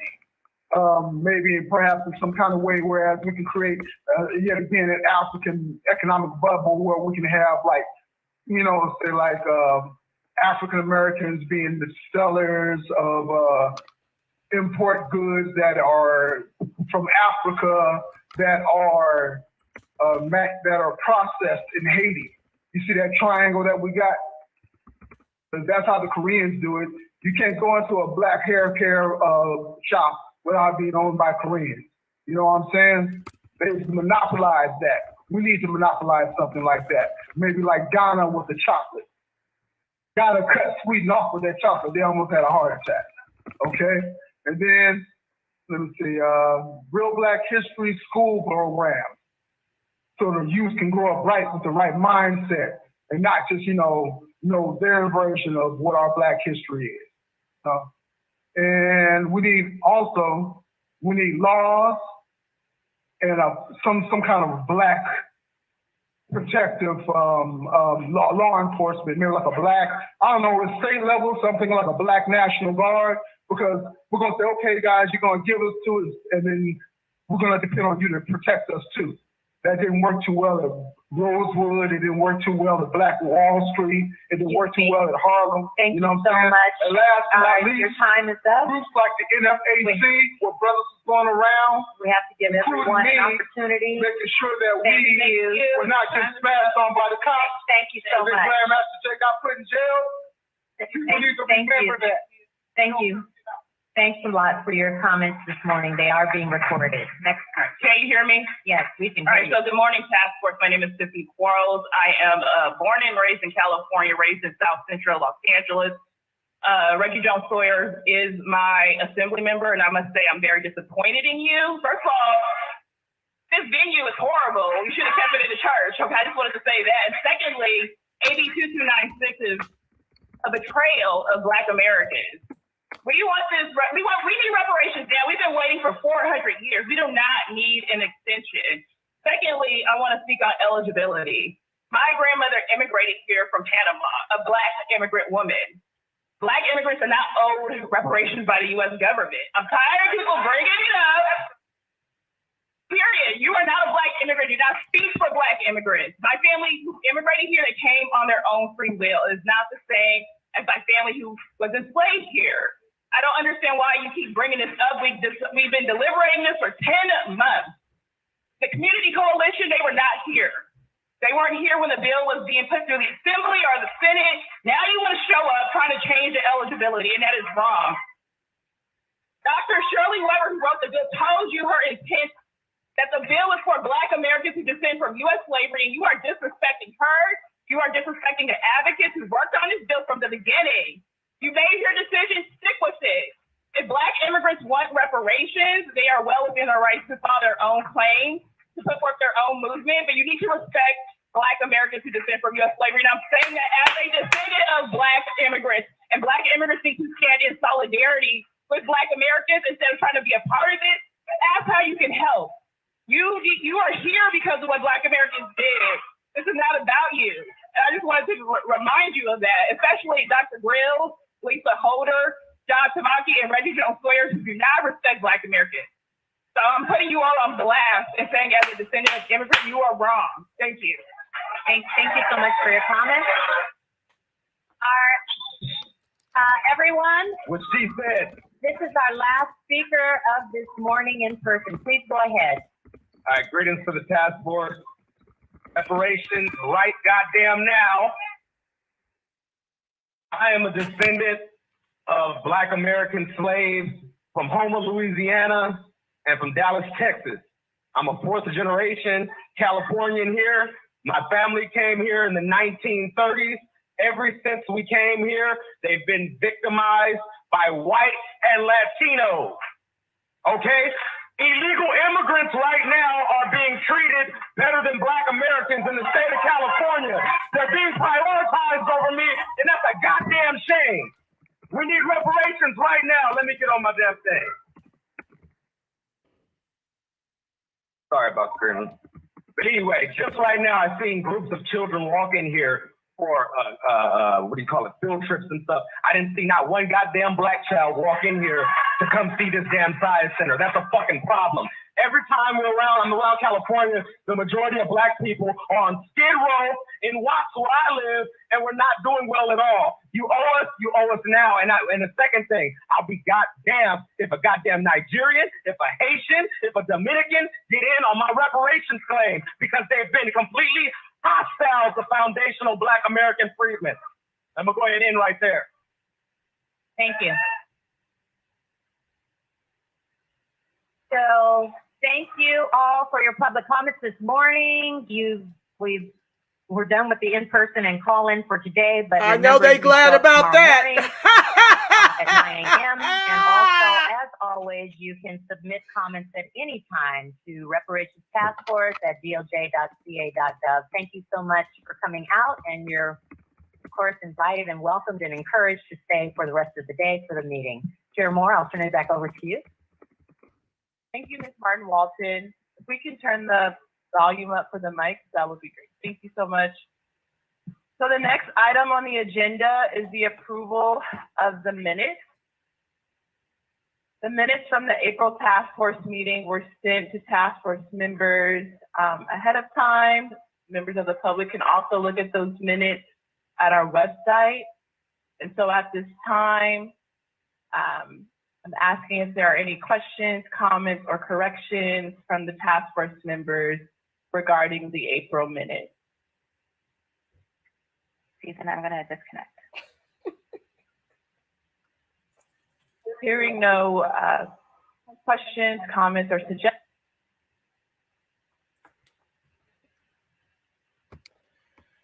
Oh, Lord, are we going to have issues on the telephone too? Good Lord.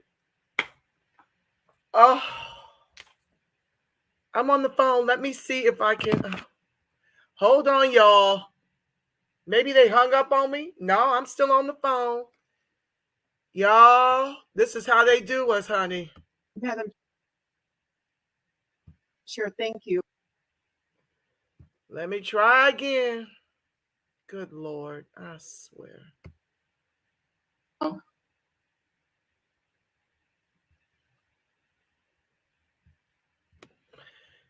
Ooh, Tiffany is my shero for the day. I don't know what they doing over here, y'all. I'm still on the phone. Let me see here. Let me try putting it in a different tab. Stand by, y'all. Oh, today's portion of finally. The call. Once again, you may rejoin tomorrow at 9 a.m. Oh, they hanging us up off the phone. Folks, have a wonderful day. Thank you. Okay, so they hung us up off the phone. Let me go. Y'all stand by. This is Freedman Life happening in real time, y'all. Good Lord. I'm going to try to share this again. Hold on.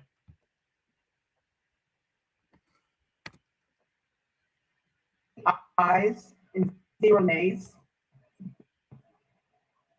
Thank you, Parliamentarian Johnson. There are 8 ayes and 0 nays. The ayes have it. And so the April minutes are approved as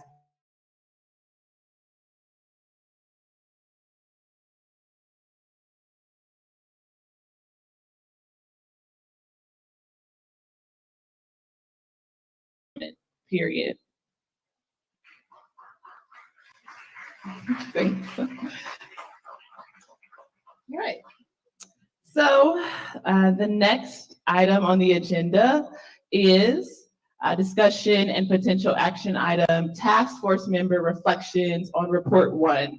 So as members of the public are aware, the task force issued or publicized a 500-page interim report June 1 of this year that catalogs the atrocities against the African American community on a local, state, and federal level. And so this time, we're going to take just some moments if any task force members have any reflections on the report. And I'll just have some brief statements and first state my personal gratitude, but on behalf of the task force, gratitude towards the California Department of Justice Civil Rights Division, the attorneys who wrote this report and spent hours and hours of research on this report even before the reparations task force was actually in panel. I want to thank also the California DOJ support staff for all of the work that you all contributed to making this report such a reality. And based on the public comment we heard, obviously a lot of members of the public appreciate this report. So I just wanted to thank you all.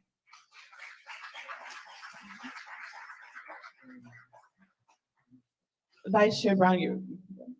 Thank you, Madam Chair, members of the task force. I wish to just say we should commend the staff for pulling together a quintessential document. This past August, I had the opportunity of taking to Ghana, West Africa, 50 young people and 50 elders, in order that they would be able to see ground zero of that evil Atlantic slave trade, and especially Cape Coast Castle, where our ancestors were stacked in dungeons for 4 months before another 4 months stacked in slave ships across that Atlantic Passage. The one thing that's significant is that I shared that document with African faith leaders and politicians. And for them, it was a wow moment. And they had nothing but great applause for what we developed. It was a dream team. It was a collective. Finally, I want to say here, I know that language got a little saucy, but this just mirrors the pain, the pathos, the agony and anguish that we have been subjected to and are still victims of. So let us, like a pit bulldog, just hold our hope and not let go and not look back at any negative contrary minds. But we must seize the moment for this generation that there will be a deliverance and we will do more than just talk about freedom and justice and equality. But we will actualize it through our efforts, working together for those who were here in this nation at the scene of the crime of organized, systematized, legalized, and religionized enslavement of our ancestors. That's what it's all about. And I thank God for your coming today and what you've had to say. And for one 81-year-old person who ain't tired yet, I'm going to stay in the fight. And one preacher until hell freezes over.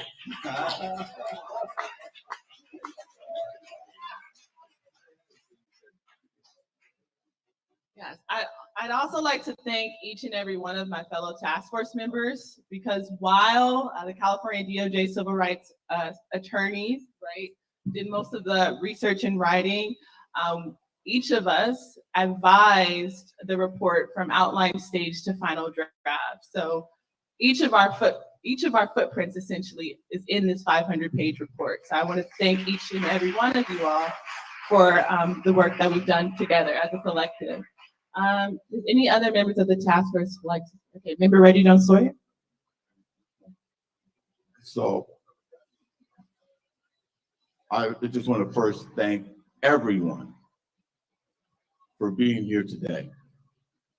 It is so important, not just for me, but for the task force, to hear views from everyone. We are not a monolithic group, African Americans. We all think differently, we all have different ideas, but most important, the best ideas going forward as we come up with the final report that is due June 30th, 2023. The final report will be completed on time as originally envisioned by Dr. Shirley Weber, will not be delayed, and will be done on June 30th, 2023, whether the governor signs my bill or not. It will get done on time. Let me, whoa. Quiet down, let him speak. It will get done on time and on budget. This report outlines why we need to have reparations. It is essential that we needed to do this preliminary report because that final report, and I would like to say those of you, after we turned in the final report, who called our office, gave us their checking account routing numbers.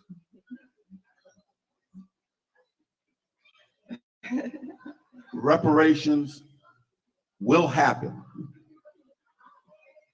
I believe, as long as we all rise together, because as it goes through the Assembly, the Senate, and the governor's office, Mr. Bradford and I, we don't, and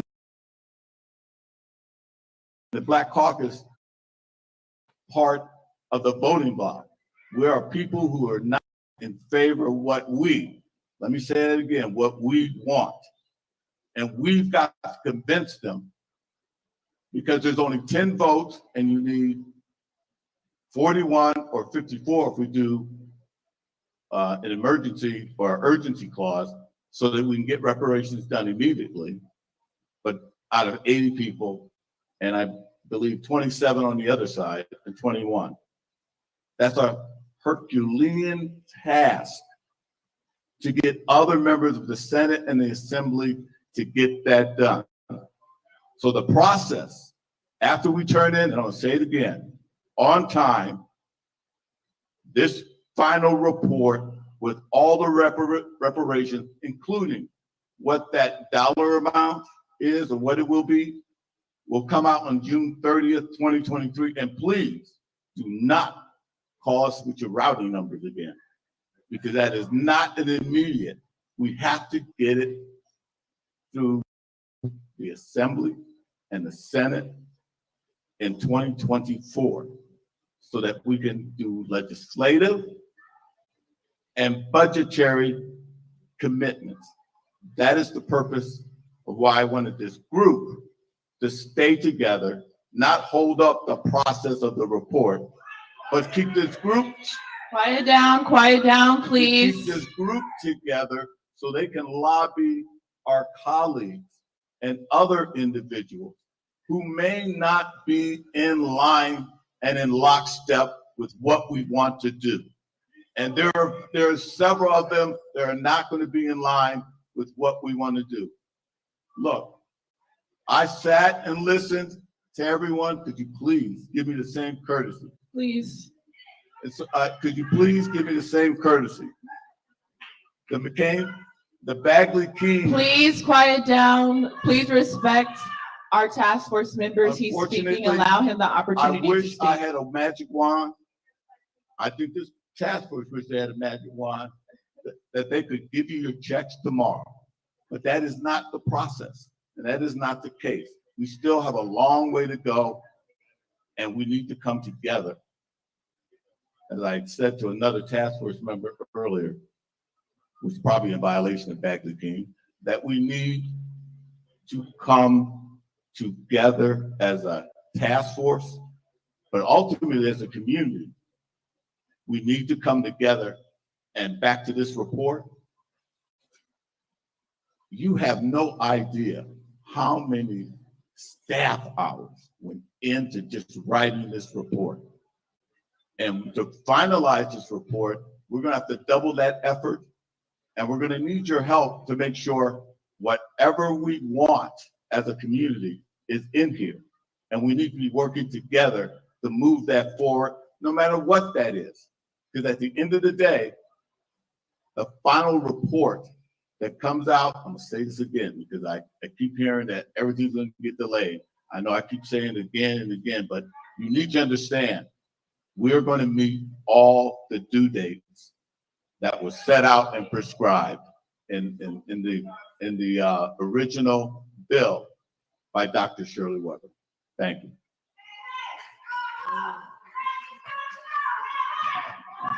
All right. So we're now, okay, quiet please. Thank you. No chanting for now. Thank you. Thank you. So now we're going to continue our conversation in the event that other task force members would like to reflect on the historic 500-page, 13-chapter interim report that the state of California released June 1 of this year, cataloging the harms against the African American community on a local, state, and federal level. Member Bradford, excuse me. Thank you, Madam Chair, and I want to thank all the members who are here today, as well as the audience, for your comments. It has not fallen on deaf ears, but I would ask that we come with a more unified approach to this. It's not going to be one size fits all. We know we're not going to have a perfect document, but if you haven't read the 500 pages, I ask you to do that. It's probably the most comprehensive report you'll find in this nation dealing with where we are as a country as it relates to reparations. And it's a lot of work that went into that. And the DOJ staff deserves a round of applause for putting this document together. The members of this task force deserve a round of applause, but as well as our staff in my office, as well as Reggie Jones-Sawyer's office, who put a whole lot of work in this, and our legislative analyst office to help us craft a document that really spelled out the atrocities that happened in this country, as well as in California, even though we claim we weren't a slave state, but we adhered to all those horrible tenets of slavery here in California. So as Mr. Jones-Sawyer stated, we have a final due next June, and that's going to be the roadmap for the legislature, because that's what's the major hurdle, making sure we can get 41 votes on his floor and 21 votes on my floor to get something passed. So that's where we're going to need your voices, your commitment, your, really us being unified to put pressure on the rest of the legislature to do the right thing, because we know it's folks right now who are going to be willing to hide behind this. We just had a piece of legislation 2 months ago on the Senate floor, ACA 3, to remove the vestiges of involuntary slavery, servitude from our penal system, from our Constitution. We couldn't get 21 votes to do that, okay? And some of those folks who wouldn't vote for it were Democrats. So you need to be aware, if they weren't willing to remove words that stated removing the vestiges of slavery and voluntary servitude from our Constitution for a state that didn't have slavery, don't think they're going to be quick to vote on this final product of this task force. So we need to stay unified. We need to be together. And we aren't going to agree, but we got to put forth a unified front. As one wise man once stated, we're all thinking alike, then we're not thinking. So we want diverse opinions. We want oral communications. We want the public comment, but at the same time, every member on this task force is not going to agree. But that doesn't stand in the way of us putting forth a final product that we all can be proud of, that gets us to our end goal of providing reparations in no matter what form that is, whether it's cash payments, whether it's zero home loan, down payments for new homes, no interest loans for small businesses. We're looking at all of that. And hopefully that final report will incorporate a little bit of everything that we've all talked about. So I'm excited about where we are, but it's still much work to be done. Member Gross, you're recommended. Can you hear me? Yeah. Pull it closer. Just pull it closer. You might want to be a little closer. Pull it a little closer. Okay, so I want to start by, again, echoing my colleagues' comments about the important role that the DOJ has played in the preparation of this report. Having watched closely and talked a lot with them over the course of the preparation of the report, I don't think we have yet conveyed just how much work they actually did, as is the case for Assemblymember Jones Sawyer and Senator Bradford's staff. So we owe a debt to them. I simply want to say, in terms of our interim report, W.E.B. Du Bois wrote that the slave went free, stood a brief moment in the sun, then moved back again toward enslavement. Our interim report clearly lays out exactly what W.E.B. Du Bois stated. But even more so, we have to understand that this enslavement was not just of the body and our labor, it was also enslavement of the mind and control and manipulation of knowledge, information, values, and identity. So I want to say that when I look at reparations and what this reparations interim report, task force interim report is sharing for us, it's, for me in part, reparations is partly a decision between the choice, the willingness of taking the red pill or the blue pill. For those of you who know the matrix, you understand what I'm talking about. The red pill being the choice to learn a potentially unsettling or life-changing truth by taking this red pill, or remaining in contented ignorance with the blue pill. Now, what does this have to do with our report? The report is providing an opportunity to take the red pill, but people will not take that red pill on their own. We have a lot of work yet to do to educate the public and to pull in allies. This is not a time to be divisive in terms of potential allies in other racial and ethnocultural groups, and allies in terms of people who have a difference of opinion. So I want to encourage us to think about the long haul, that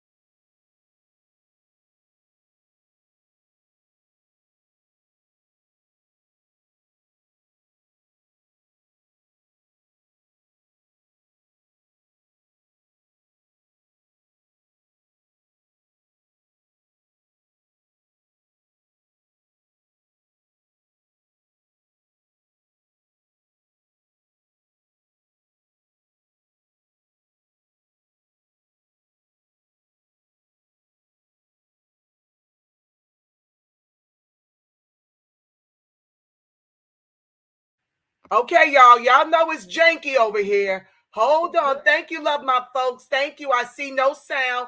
Let me reboot, y'all. Let me refresh the screen. This is how it's gonna be, I see. Hold on, y'all. Yeah, it's messing up for me.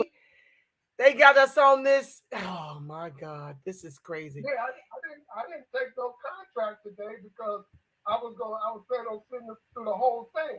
Okay, I got my viewers listening to you. You're a part of the live right now. Arthur Ward from Chicago is in the building, family. We trying to fix this janky old thing. I'm trying to fix it, y'all. All the lives are having a problem because this is their screw tube, honey. They must be on the free version. You got to pay for stuff if you want to be uninterrupted. The white folks might be, in this shit too. Honey, you know what? They doing everything they can to sabotage because we done went all the way in. we have lit their asses up. Well, we wanted them live, so this is what we get. Y'all, I'm still refreshing the screen, trying to get this thing to go. Y'all. Pivotal part. Now I didn't have it live at that time because I didn't have the stream. I had everything on my phone for public comments. Okay. And what they did after that was they shut the phones down. Right. And now they're making me go through this janky stream and I can't. It's really whack. Oh my God. I got all my family over here waiting for me to fix this crap. They always doing this to us. They couldn't do something more, I don't know, secure. I don't know. I keep pressing refresh and it won't play. I'm just going. It ain't you, it's me too, because mine is super janky. Oh Lord, so that's why I stayed home so I could get all this. And now I see I can't even stay home. I got to go live tomorrow because I don't know how to fix this, family. What I'm going to have to do tomorrow, family, I'm going to share the link with y'all, but I'm going to have to, what I'm going to do, because it's not allowing anyone to really see it. Everybody's messing up. Everybody's streaming because, family, you have to understand this is their screw too. They created this to stream it live, and now we can't even stream it live because they give us the brokest stuff on the planet. Tamaki's ass got the nerve to be speaking. Everybody that voted for race-based reparations is on my hit list, you all. I cannot with these people. Arthur Ward, you still there? Yeah, I'm still here. Okay, did you want to read your comments for the people while they sitting over here on my thing? You want to tell them what you said? Read your comments, and I'm going to read my comments while I continue to try to refresh the screen. I'm going to share the link with them because we're not going to do this all day. I just cannot. It's messing up. It's getting in the way of what I'm feeling. So I'm going to let you talk to my audience. I want you to share with my audience, my viewers from all over the world. Hi, Racebook. Hi, ScrewTube. Hi, Twitter Space. We've got the incredible, delectable, boo-boo, Chicago's very own Arthur Ward. He called me on my telephone since they hung up on me. I can't stream it through the phone no more. I want him to read you his public comments, and then I'm going to read you my public comments and probably pray us out. As he's reading, I'm going to keep trying to refresh the screen to get us back, y'all. Go ahead, Arthur. Share with the people who you are, what set you rep in Chicago, and tell them what you've been up to, and then read the comments while I keep pressing refresh the screen. Well, I'm Arthur Ward. I'm the Vice President of the Freedmen Descendants of Chicago, and I'm also a member of the National Assembly of American Slavery Descendants. Right now, we are getting ourselves together. We're going to be at the NAASD conference in Atlanta next weekend. And myself, our political strategist, Brian Mullins, Marlon Watson, and one of the candidates that we're backing as an alderman in Chicago, Gabriel Pamonte, is also coming to the conference. Now, Read. I said 4 things to the task force today. Important.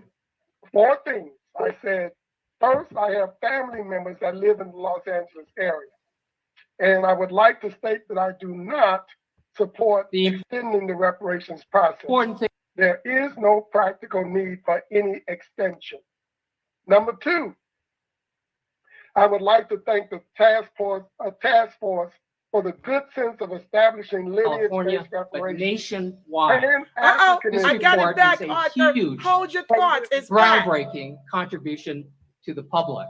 There's about 30 municipal, county, truth and reconciliation commissions or reparations task force that are working on this. Hold that thought They and don't come have back the after resources that when we break for lunch. Come back. Department of Justice has put into this. Thank you. Don't forget your this thought. report is helpful to them as it will be into the individual local efforts in California. Each group can augment their own history, whether it's Mississippi, Texas, Rhode Island, Connecticut, Illinois, and so on.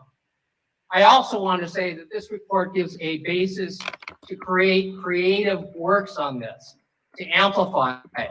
It's hard to get people to read 500 pages. So it has to be broken down into bite-sized, digestible pieces. Examples of this, Chris Lodson is doing readings of this report. There are Japanese American groups have created book clubs in which they're going to be reading chapter by chapter of this. I've talked to professors of higher education that want to create brochures, PowerPoints, documentary films, dramatic works, graphic novels, audiobooks out of this. So it gives a platform for each of us to amplify this. So it's not something that should sit on the shelf. It is a wake-up call for America. And I'm next to the oldest guy in this room, probably, but I do want to say I do remember the Kerner Commission report of 1968, following the urban uprisings of 1967. The president called for a commission to study where this was coming from. The Kerner Commission attempted to do that. This sort of connecting the dots, tracing a through line from enslavement of the past right to the present. That chapter, however, was 40 pages.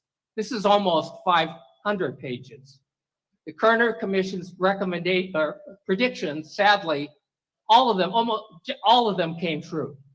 Why? Because the report was largely ignored. America didn't want to hear it. So I think our role, is to make sure America hears this. And so again, it's not just a study. This is an important shining a light, opening people's eyes moment. I do want to ask Michael Newman and Damon Brown if they could help us understand how much work went into this. My understanding is that there were 30 or more staffers that went into this, worked on this day and night, and that it also crossed many different departments. That's probably unlike any other legislation that California has considered in recent memory, where that many people were involved in this effort. Why? Because this is crucial.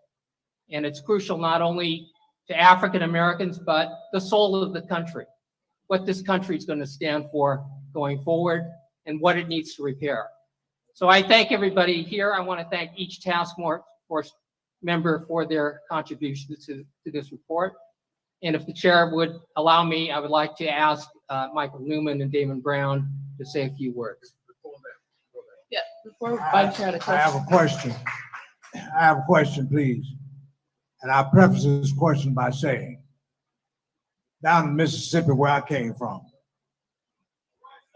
we learned how to pat our head and rub our belly at the same time. My question for this panel and for the staff, does every member of the Assembly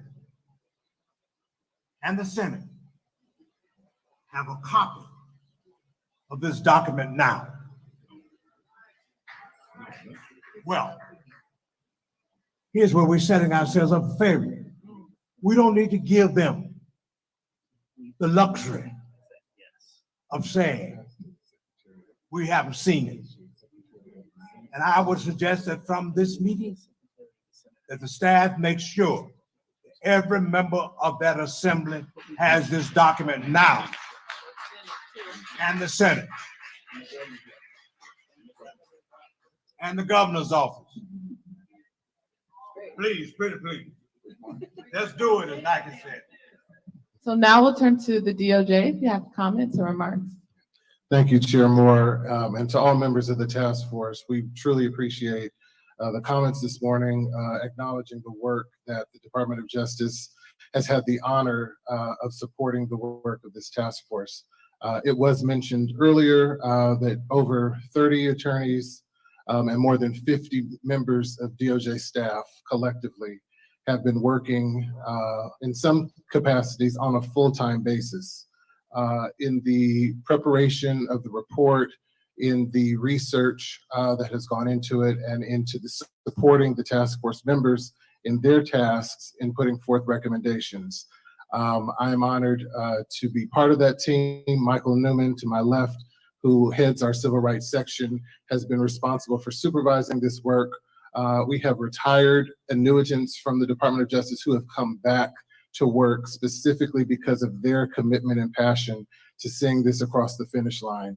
And to all the staff that you see here that are responsible for the meetings and the technology, they work tirelessly, and while it is part of their job, it is also a passion and a commitment that allows them to do this work so well. So I'd like to personally thank all of you from DOJ who are here and those who are not for all of the work that you have done. And I'd also like to turn it back to the task force to commend you all, because I think members of the public may not necessarily know the extent to which these 9 individuals are working tirelessly behind the scenes, from subcommittee meetings to consistent calls from us, from appearances. I think Chair Moore spent her entire summer traveling all over the country speaking about this work.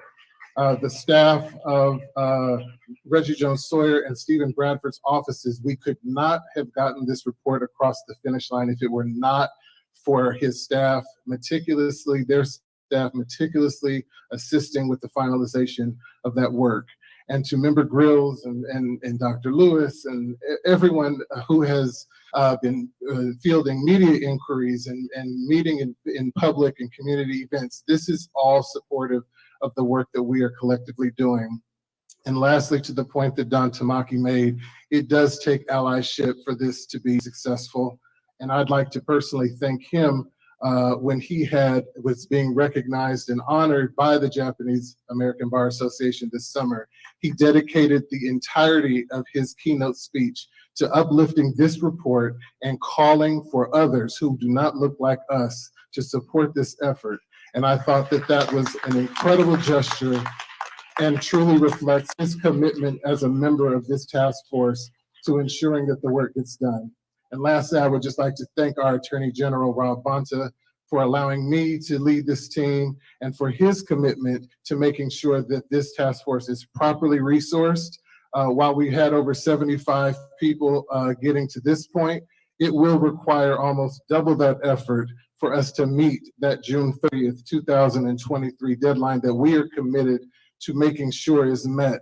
And so we will employ the resources necessary. We thank the members of the legislature for appropriating funds to make sure that that happens. And we thank the community for your input and engagement, because this report was replete with your public comments, with the comments from the witnesses and others who have contributed. This is truly a collective effort. And I just wanted to thank everyone for their support. Thank you.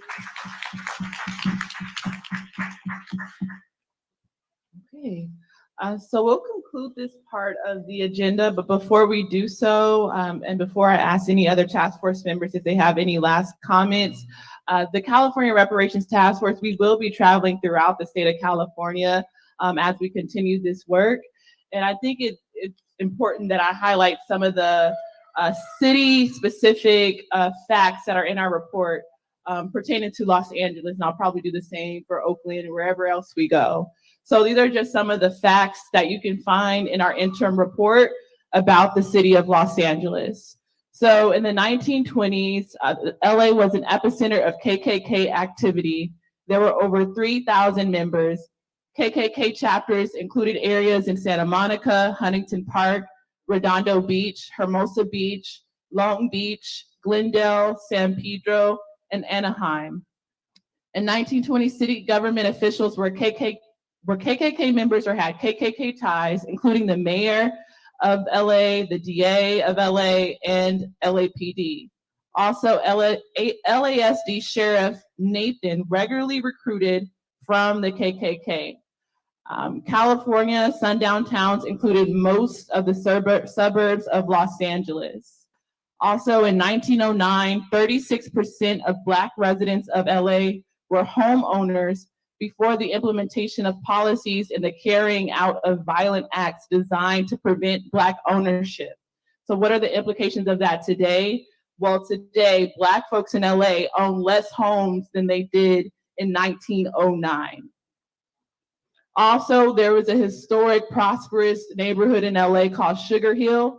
Hattie McDaniel, the first African-American person to win an Oscar, lived there. Someone named Norman Houston, who was a co-founder of the largest Black-owned insurance company in the West, and singer Ethel Waters all lived there in that neighborhood. In 1945, a white neighborhood association sued to apply its restrictive covenant to evict the Black families there.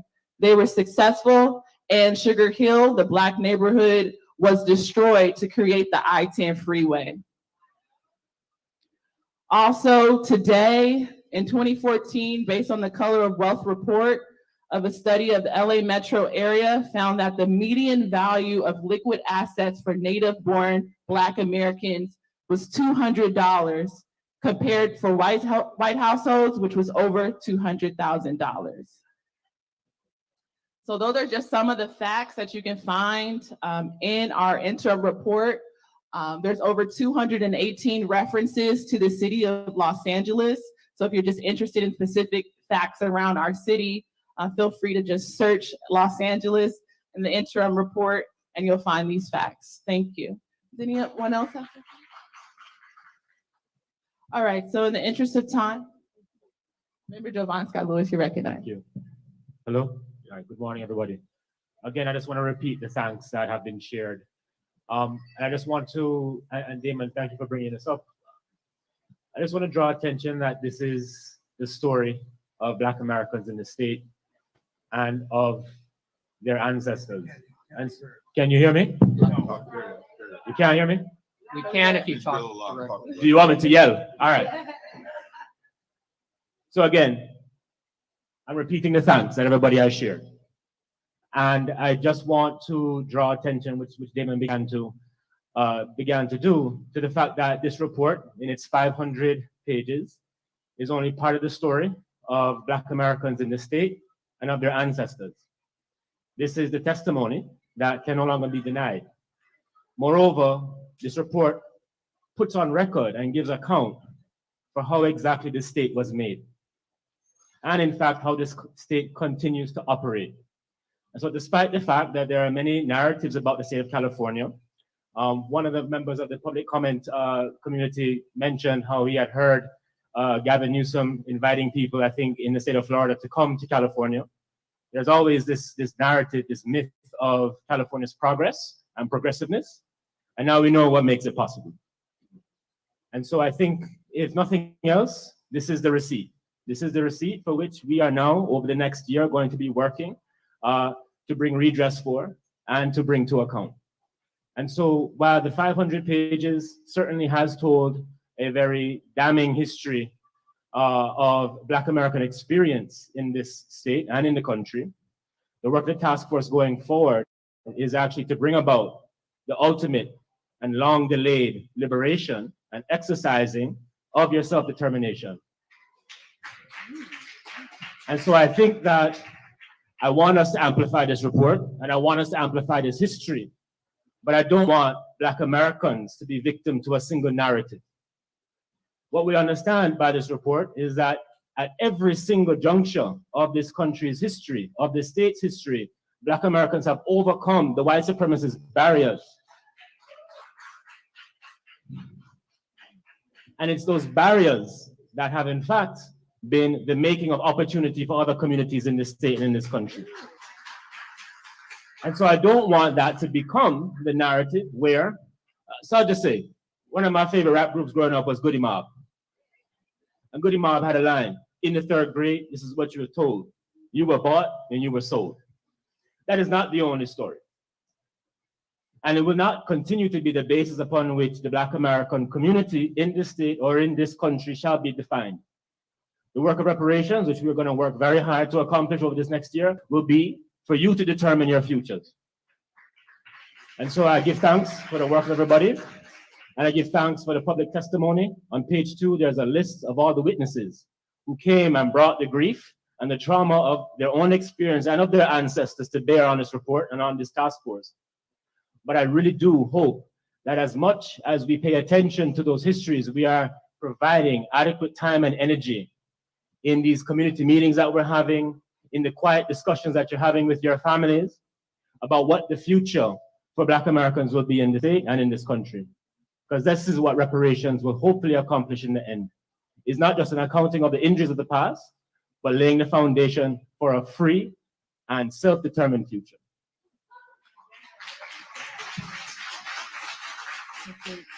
Thank you all. So before we go to our next agenda item, I want to open up any space for any potential motions. Madam Chair, members of task force, I'd like to offer a motion that the staff make sure that Governor Newsom and the Lieutenant Governor and the Assembly and the Senate immediately get copies of this document. It has been properly moved by Vice Chair Brown and properly seconded by Member Reggie Jones Sawyer that the Governor, Lieutenant Governor, California State Assembly, and California State Senate immediately receive copies of our interim report to their respective offices. Is there any discussion on the matter? Hearing no discussion, we'll turn to Parliamentarian Johnson for a roll call vote. Thank you, Madam Chair. I will begin with Chair Moore. Aye. Vice Chair Brown. Aye. Member Bradford. Aye. Member Grills. Aye. Member Holder. Aye. Aye. Thank you. Member Jones Sawyer. Aye. Member Lewis. Aye. Member Montgomery Stepp. Aye. Member Tamaki. Aye. Madam Chair, there are 9 members present and voting, 9 ayes in favor of the motion and 0 nays. Thank you, Parliamentarian Johnson. There are 9 ayes, 0 nays, so the ayes have it and the motion carries. Our interim report will be sent to the Governor's Office, Lieutenant Governors, California State Assembly, and California State Senate members as well. Thank you. So we are leading into our lunch hour, but we have another discussion and potential action item to cover before we break for lunch, which is Subpoena Advisory Committee report by members Holder and Tamaki with the DOJ Research Center. Thank you. Thank you, Madam Chair. I want to give a little bit of background of this, and it's going to be more in the nature of a report. Hopefully we can do 15 minutes and reserve in the next meeting or perhaps a meeting thereafter for a more full report on what this subcommittee has been doing, this advisory committee. In December of 2021, Member Lisa Holder noted that the legislation passed creating this commission also granted it certain subpoena power or the power to compel responses from both public and private parties. She then felt and moved the task force into saying, you know, we should use that in a way that would fulfill some of the principles of reparations. one of those principles is guarantees of non-repetition. That is to say, stopping the harm. And that's a different sort of category of reparations than compensation or restitution or some of the others. And so we were looking for an area where we wouldn't get mired in litigation beyond the life of the task force, and that could be done relatively efficiently and yet fulfill an important goal of this task force. And after doing some research around and meeting with experts working in the criminal justice arena in order to fulfill the Racial Justice Act, which was a 2021 piece of legislation that prohibits bias in the criminal justice system and empowers or allows a person who's been accused or a defendant to challenge that criminal process or conviction upon being able to show bias in the system. What they told us, the experts, is that even though the Racial Justice Act provided this remedy in 2021, how can you enforce that? How can the Racial Justice Act have any meaning?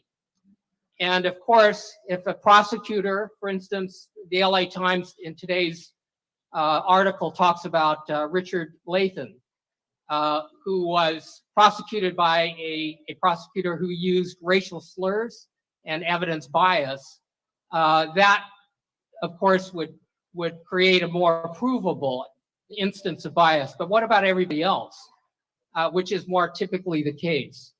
And it falls down to basically what data is being collected by courts, by district attorneys, by city attorneys doing prosecutions.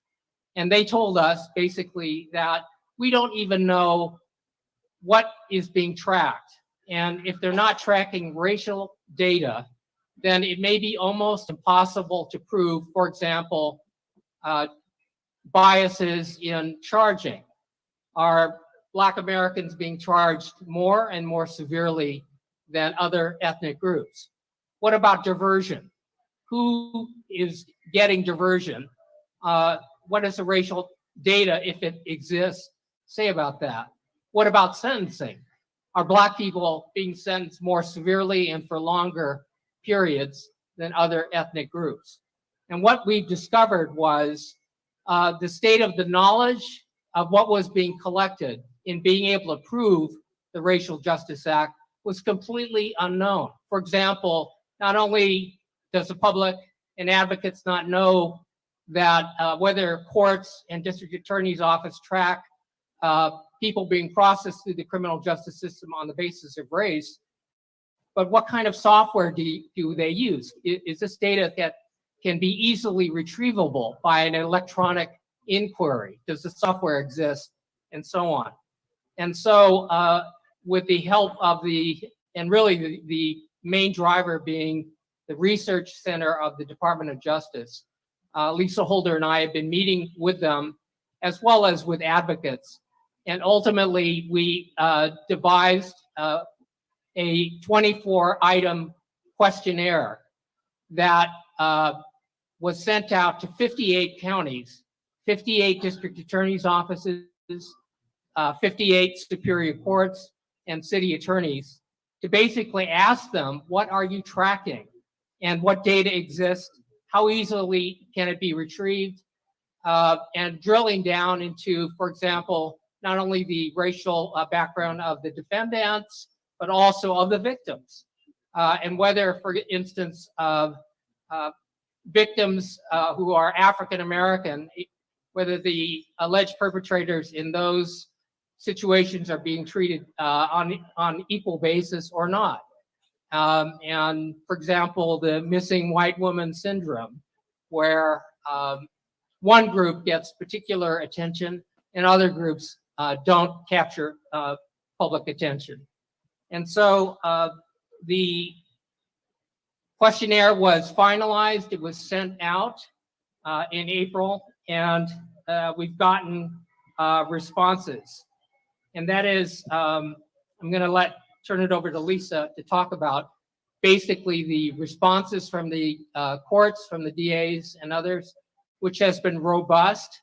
It's been more than I expected, frankly, especially as compared to the responses to the requests of advocates who had asked for this information but had been unable to get it. And here's a situation where the task force was able to use that authority, I think, effectively. The extent of how effective will, however, will depend upon how the data is going to be looked at and shaped and what is to follow, which might be follow-up questionnaires or other kinds of things. So I want to turn that over to Lisa to talk further about what the plan will be. Thanks, Don. You know, one of the objectives here in using this power to compel information from public bodies. Speak more loudly. We can't hear. Oh, one of the Sorry. objectives here in using this power that we've been granted to compel information from public bodies such as district attorneys' offices, superior courts, and city attorneys' offices is to ensure that system-impacted people can have the statistics and the data to prove and to show when their convictions, sentences have been infected by racism. The Racial Justice Act exists in the law, but right now it's been impossible for defenders and system-impacted people to get the data that they need to overturn these, to overturn racist convictions and racist decisions in the criminal justice system. So one of the things that's really critical is for us to understand what data is being collected. The surveys that the DOJ staff and researchers helped us put together, Tatiana Kaplan, Tiffany Jans, and Randy Chance, thank you so much to those DOJ researchers who helped us put together the surveys that we sent out to the 58 counties to find out what data are you collecting, what systems are you using to collect that data.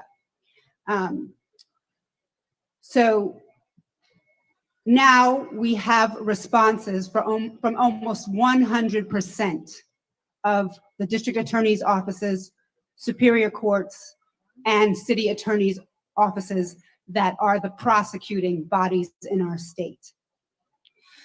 So the next step at this point is to continue to work with defenders, subject matter experts who understand the Racial Justice Act and understand how this data can be used to help system-impacted people overturn these wrongful decisions in the criminal justice system. We are asking essentially for this task force to continue to give Don Tamaki and myself the power to work with Racial Justice Act experts to continue to compel all of these charging authorities to give us more information, more data, so that we can start to effectively enforce the Racial Justice Act and overturn wrongful convictions and wrongful decisions. So without getting too much into the weeds, we have compiled a report for the task force and the public to look at that shows, that exemplifies across the board, gives us a snapshot of what data is being collected by all of these different charging bodies and authorities, and where there may be gaps in the data and where there may be a lack of uniformity that is preventing system-impacted people and defenders from utilizing the Racial Justice Act effectively. So please, when you have a moment, take a look at that data that we have collected.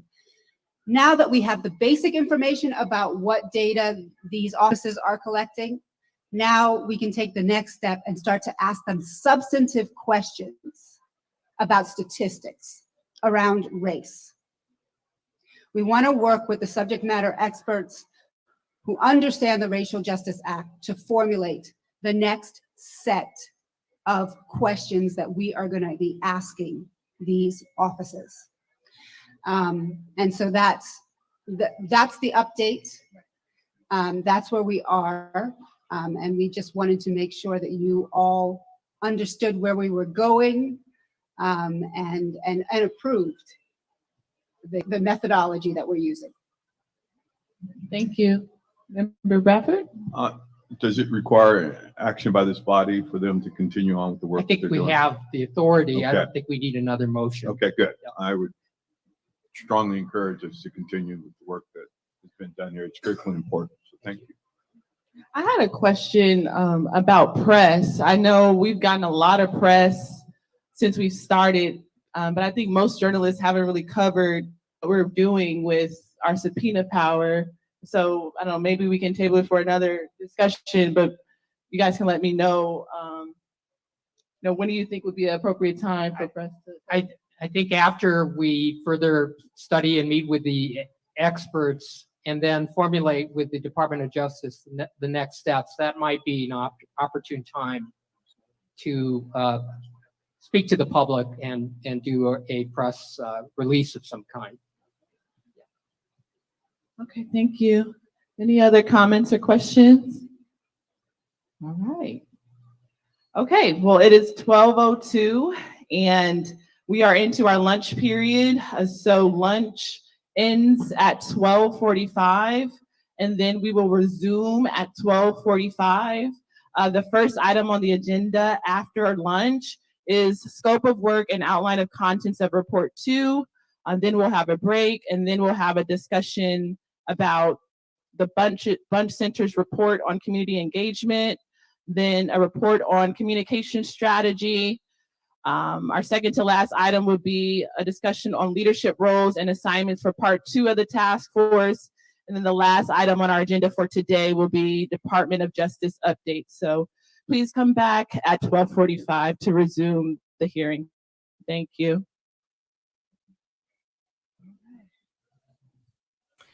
Well, family,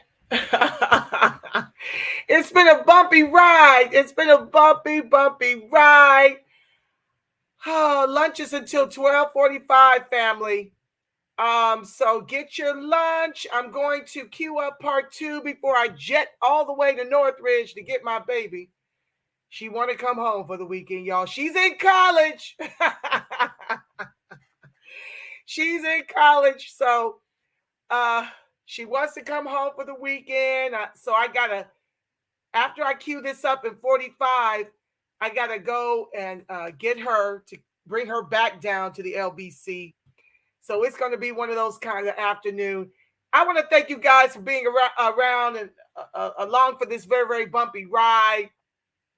It's been a mess. Now, we've heard quite a bit of stuff over here. We've heard about, how Sawyer, to me, after we lit that ass up, we heard him trying to coonsplain, okay, why we need to wait until 2024.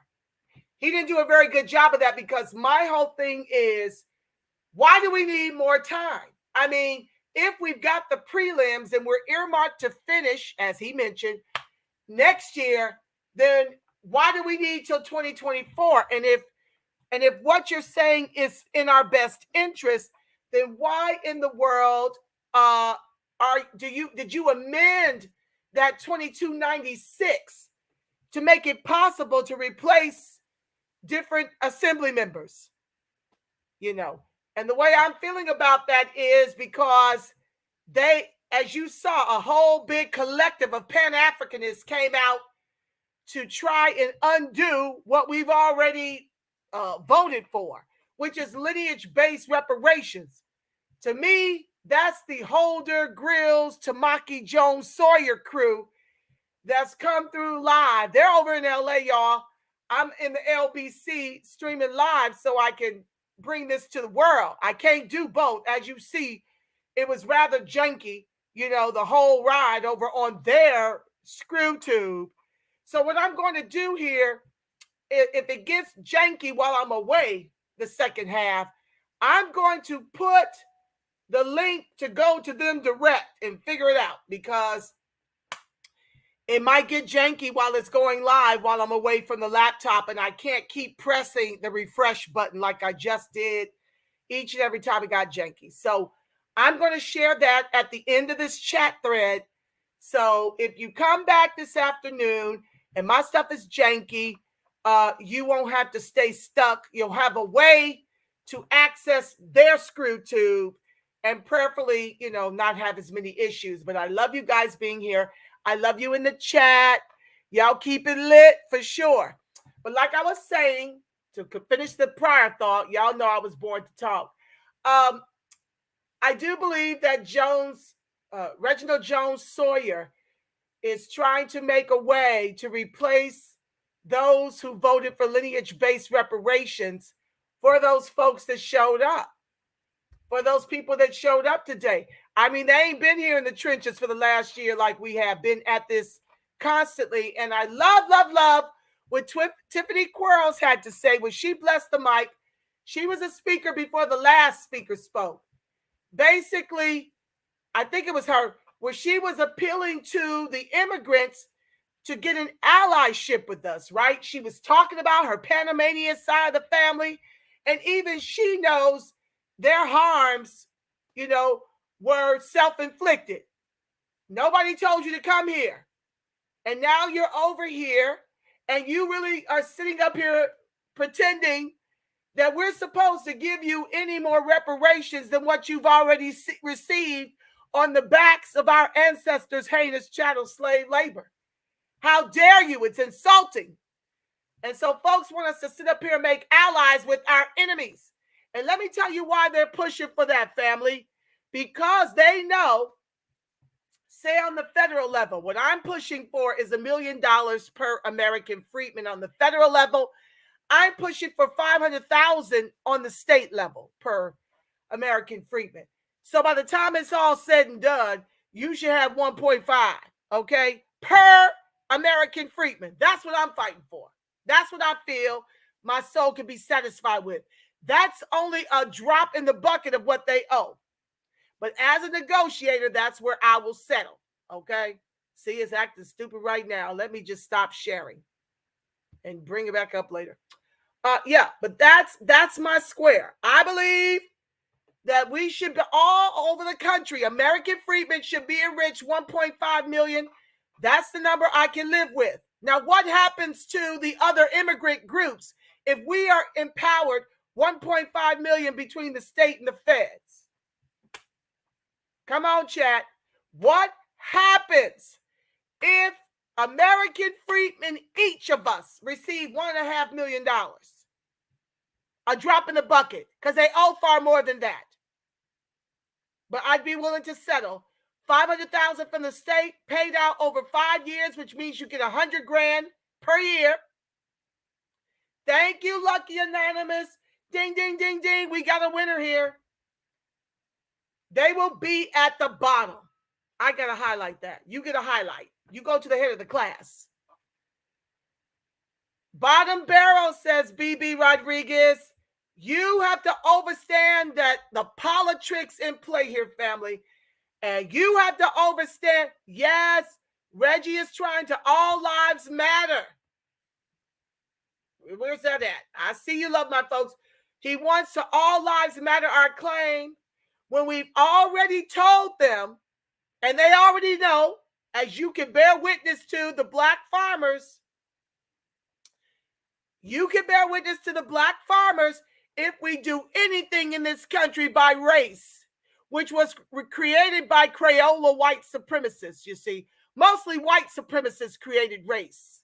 It's a social construct designed to leave us on the bottom as the anchor of this country's capitalism, as the bottom caste in the country our ancestors built with their lives. Okay, so what these glacier donkeys did was make race a social construct, then went to the courts to make sure we couldn't use race to sue their asses for what we're owed. So what I tell y'all about these Democrats every time, they create the problems and they want our votes to be the solution, you see. That's what they're doing. So that's the black immigrants are taking a page out of our federal government's books. They have come up with a way to ensure that we stay bottom caste. And that's why HR 40 is failing epically, because they want everybody and all blacks to receive it. And that's why out here we've prevailed on not just race-based, not just lineage-based reparations, but we also have our disaggregation. We got past American freedmen. You have to mark the box, you know, like you do for the Hispanics. You're either a Hispanic or you're not Hispanic. Well, we just got passed into law, and it's already being effectuating at the state level in the public sector, where these Mickey Fickies now have to account and have a box for us out here in Cali that says African-American descendant of U.S. chattel slavery, or you're an African-American that doesn't descend from U.S. chattel slavery. Now, that's not as clear as what we gonna do on the federal level. Oh, yeah, we going there. Our ethnicity will be what it's always been, American freedmen. And we're going to put a gate up on black and African-American. But here in the state of California, they at least have to check the box that they are not one of us. And this way, we take the veil, we take the mask off of all the puckery here in the state of California, denying us jobs, denying us business loans, denying us home loans. Yes, you've got to disaggregate that data all over the country. But what I advise the rest of y'all to do is to make sure your ethnicity is American freedmen, because it's tied to the Constitution. And they cannot claim it as a people of color, as a minority, as a black, as an African American. No more flat blackness in this piece. That black immigrants and the other immigrants alike can slip in and out of our origins for the bag. They slip into American freedmen, never-ending Holocaust to fight for reparations for their group. They ain't fight for your group. They ain't fight for our group. They're weaponizing our never-ending Holocaust for their own bag, for their own come up. And the gate is up, and you can't give a damn what they call you. They want to call you a xenophobe, so what? Didn't your mama teach you the sticks and stones may break your bones, but words will never hurt you? That's what my mama, God bless and rest in peace, mama. That's what my mama told me. I don't give a damn what they call you for putting up a gate for American freedmen, descendants of U.S. chattel slavery. You better do it, because under this Pan-African umbrella that they keep trying to shove us up under, let me tell you something, boo-boo. That Pan-African umbrella has gotten us on the bottom, because we run around here letting everybody else be on the tip, okay? Concerned about all these other groups and babies crying at the border. You can call me what the hell you want. My babies are crying every day for y'all to get your proverbial boot up off the necks and jugulars of American freedmen whom you are trying to genocide. I see you, Democrats. And I got something for that. A freedmen protest voter strategy to close these borders. Vote close border and only vetted reparationist candidates vetted by the grassroots to neutralize our most imminent threat and replacement by the Democrats. That would be immigration. Yes, I'm very passionate. Yes, I have a loud voice. Yes, yes, yes to all of it. The gate is up. And so, yes, family, I meant to say earlier, I am one of many co-founders of the contemporary grassroots reparations movement. A lot of them are already over there. They're over there live, but I couldn't do both. I couldn't bring it to you live and be down there live myself. I'm going to have to try to find another way because they're asking me, where are you? Where are you? Where are you? Well, I'm trying to be here for y'all and them. You know, it's Freedman life. So, yeah, family, y'all keep showing up to these polls, voting blue no matter damn who. Y'all keep trying to say no tangibles, no vote. Y'all got any tangibles? And y'all went down there and vote blue no matter damn who? I ain't got a tangible. I ain't got a tangible. Do you know anybody that got wealth? I don't have wealth. And I ain't got a tangible. And I went out here and stupidly followed stupid people and voted Democrat down the ticket. Now my people are being replaced 200,000 a damn day by the Joe Crow administration. Well, that won't be happening this midterm. And let me tell you something else, family. You ain't got no tangibles coming until you bring the Democrats to their knees for several election cycles. And if you keep pushing this hot damn blue button, it will be to your people's peril. And if you stay your Freedman ass home, you leave the fate of our lineage in the hands of immigrants who seek to replace us and Crayola white supremacists who hate us down to our baby toe.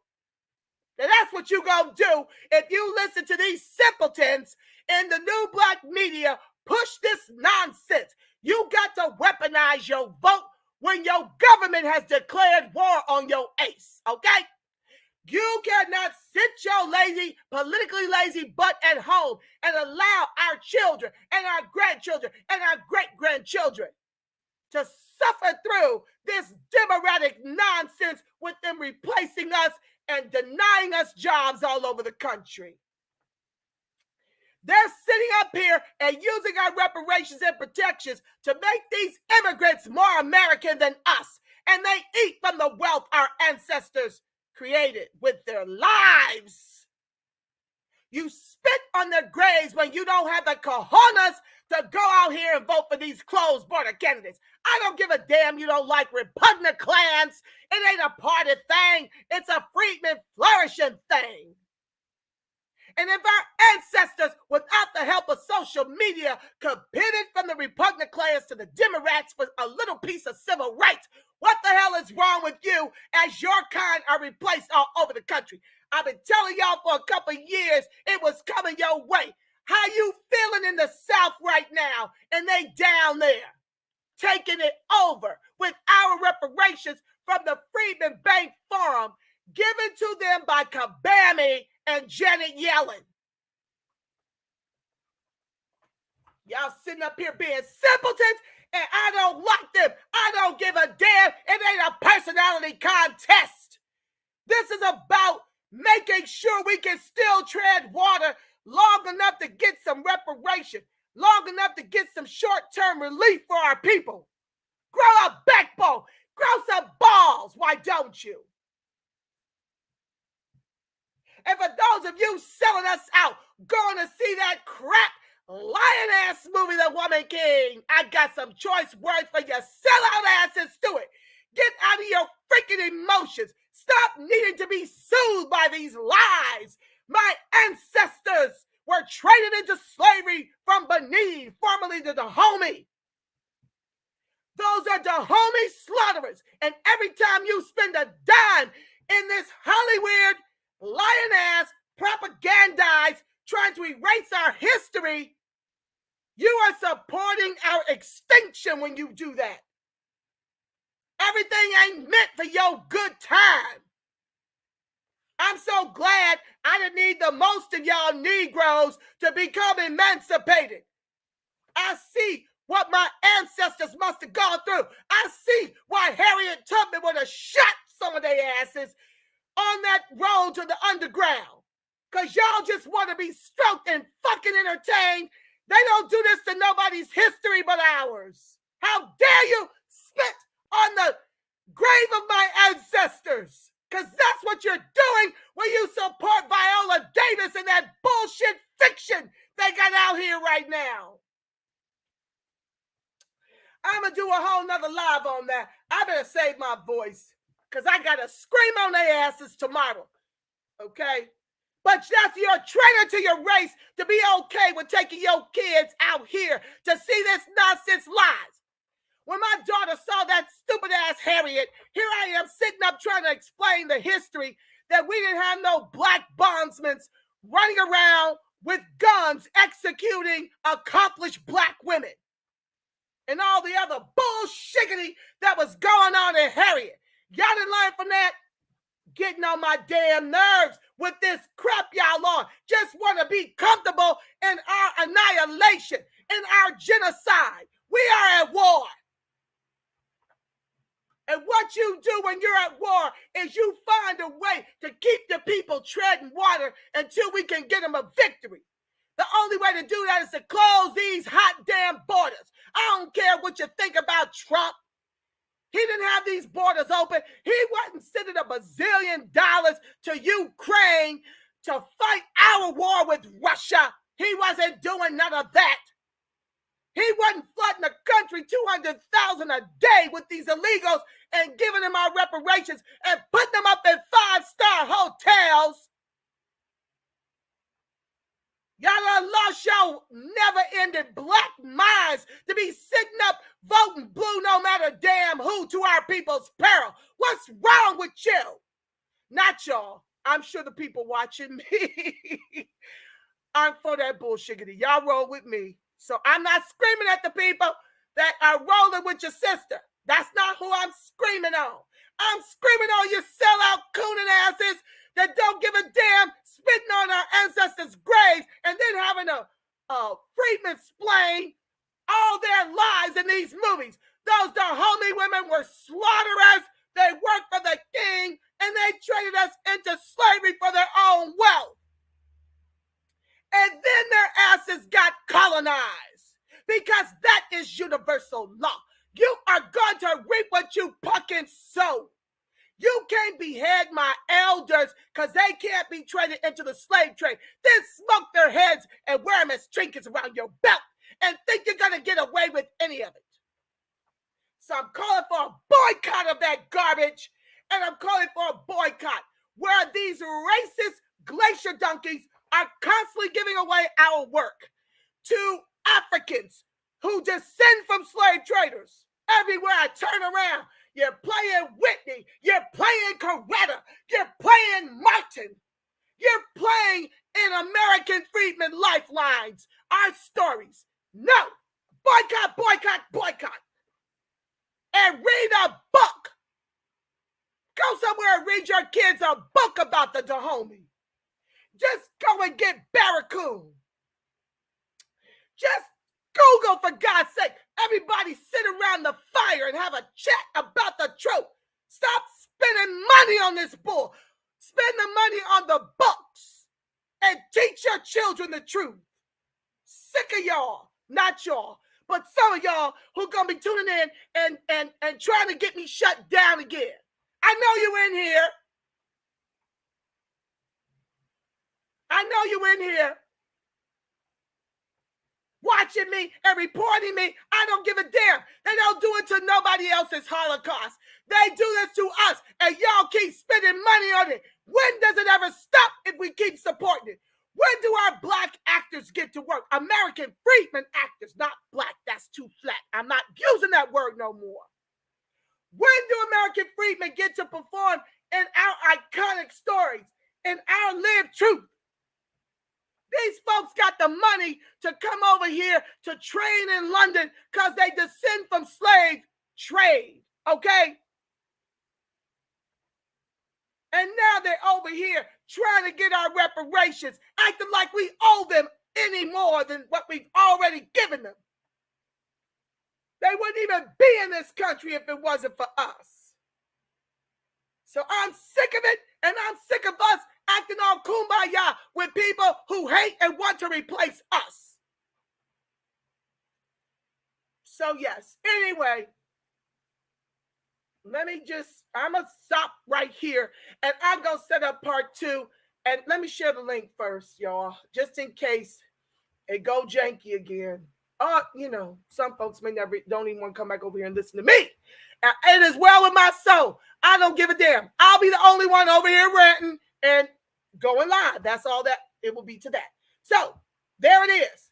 If it gets janky again, once I go live, I don't know if the chat is on over there.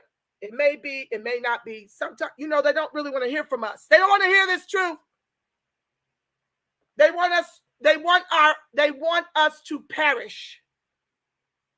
That is what the Democrats are doing. The Republican clans are no different. I'm an independent.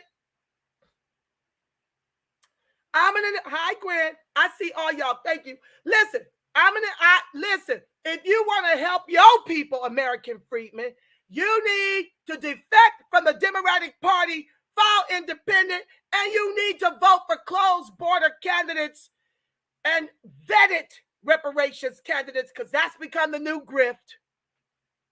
Okay? Vetted by the grassroots, like a Marcel Dixon. Party be damned to neutralize our most imminent threat and replacement, immigration. Stop being concerned about respectability politics. Y'all know I ain't never been on that, okay? Stop it with that and do what you need to do for your line. Now, we done told these Democrats what matter to us, an end to qualified immunity. Oh, are they back? Hold on, y'all. All testimony that I've heard this day. I don't know what that is. Hold on, y'all. I don't see how any person of conscience. Oh. Okay, y'all, that was something else playing. It jumped to another meeting from last year around the same time. But anyway, I lost my train of thought. I'm just ranting right now. I want you to understand, family, we're at war. This ain't a party thing. It's a freedom flourishing thing. And you ain't got no tangibles coming if you stay at home and don't come out here to defeat the Democrats' ethno-genocidal plans to replace us. Nothing. If you think it was hard to pry it out of these glacier donkeys' hands, wait until you have to pry it out of Crayola glacier donkey hands. Okay? Wait until you have to pry it out of their hands. You ain't got nothing coming if you allow. They already taken over the CBC. As American freedmen who have sold us out step down, they're replacing them with immigrants, Black immigrants. Okay? And so these people, you can't even scrub their parents to see where they're from. They done caught on to us. They've been listening to us. And now you can't even see their line where they descend. So I'm here to tell you, if y'all don't fix this, if y'all don't stop supporting your own erasure through Hollywood and politically, we are finished. I'm not just blowing smoke. We are down from 17 to 3% out here. And what did I tell y'all 2 years ago? As California goes, so goes a nation. How you doing, South? How you doing in the South? I already got the news about the South. And I showed y'all that Freedman Bank Forum where Luis Pasteur told you that Janet Yellen and Kabami gave his Hispanic credit union, and he boasts of 126 ethnicities. His North Carolina-based credit union got $100 million. They are on their way to $1 billion in assets, wherein American freedmen had to combine a DC black bank and a California black bank just to be $1 billion strong. And who are they lending to? Not us. If your median national income is $40,000 and the median national home price is $500,000, you ain't got nothing coming, not even from your own black-owned banks. So that's my rant for this half. I love y'all black and strong. I'm going to queue it up for part 2 and put the rest of the agenda in there. I love y'all so much for tuning in. I love you for keeping the chat lit. I hope to see you back. And if it gets glitchy, just come over here in the chat on ScrewTube, like, share, subscribe, turn on your notifications if you haven't already done so. Okay? And pick up the link because it's in the chat if it gets janky and you decide you got to jump off of here. But I'm gonna queue up the live and then head to go get my baby girl. The light of God surrounds us. The love of God enfolds us. The power of God protects us. And the presence of God watches over us. Wherever American freedmen and its allies are, God truly is, because family, you are the face of God, the voice of God, the body temple of the Spirit of the living God. If no one has told you this today, family, know that I love you black and I love you oh so strong. And until we meet again, family, I believe in for each and every one of us a turn of peace, love, and reparations, reparations, reparations. I'm out, family. See you part 2 in about 15 minutes.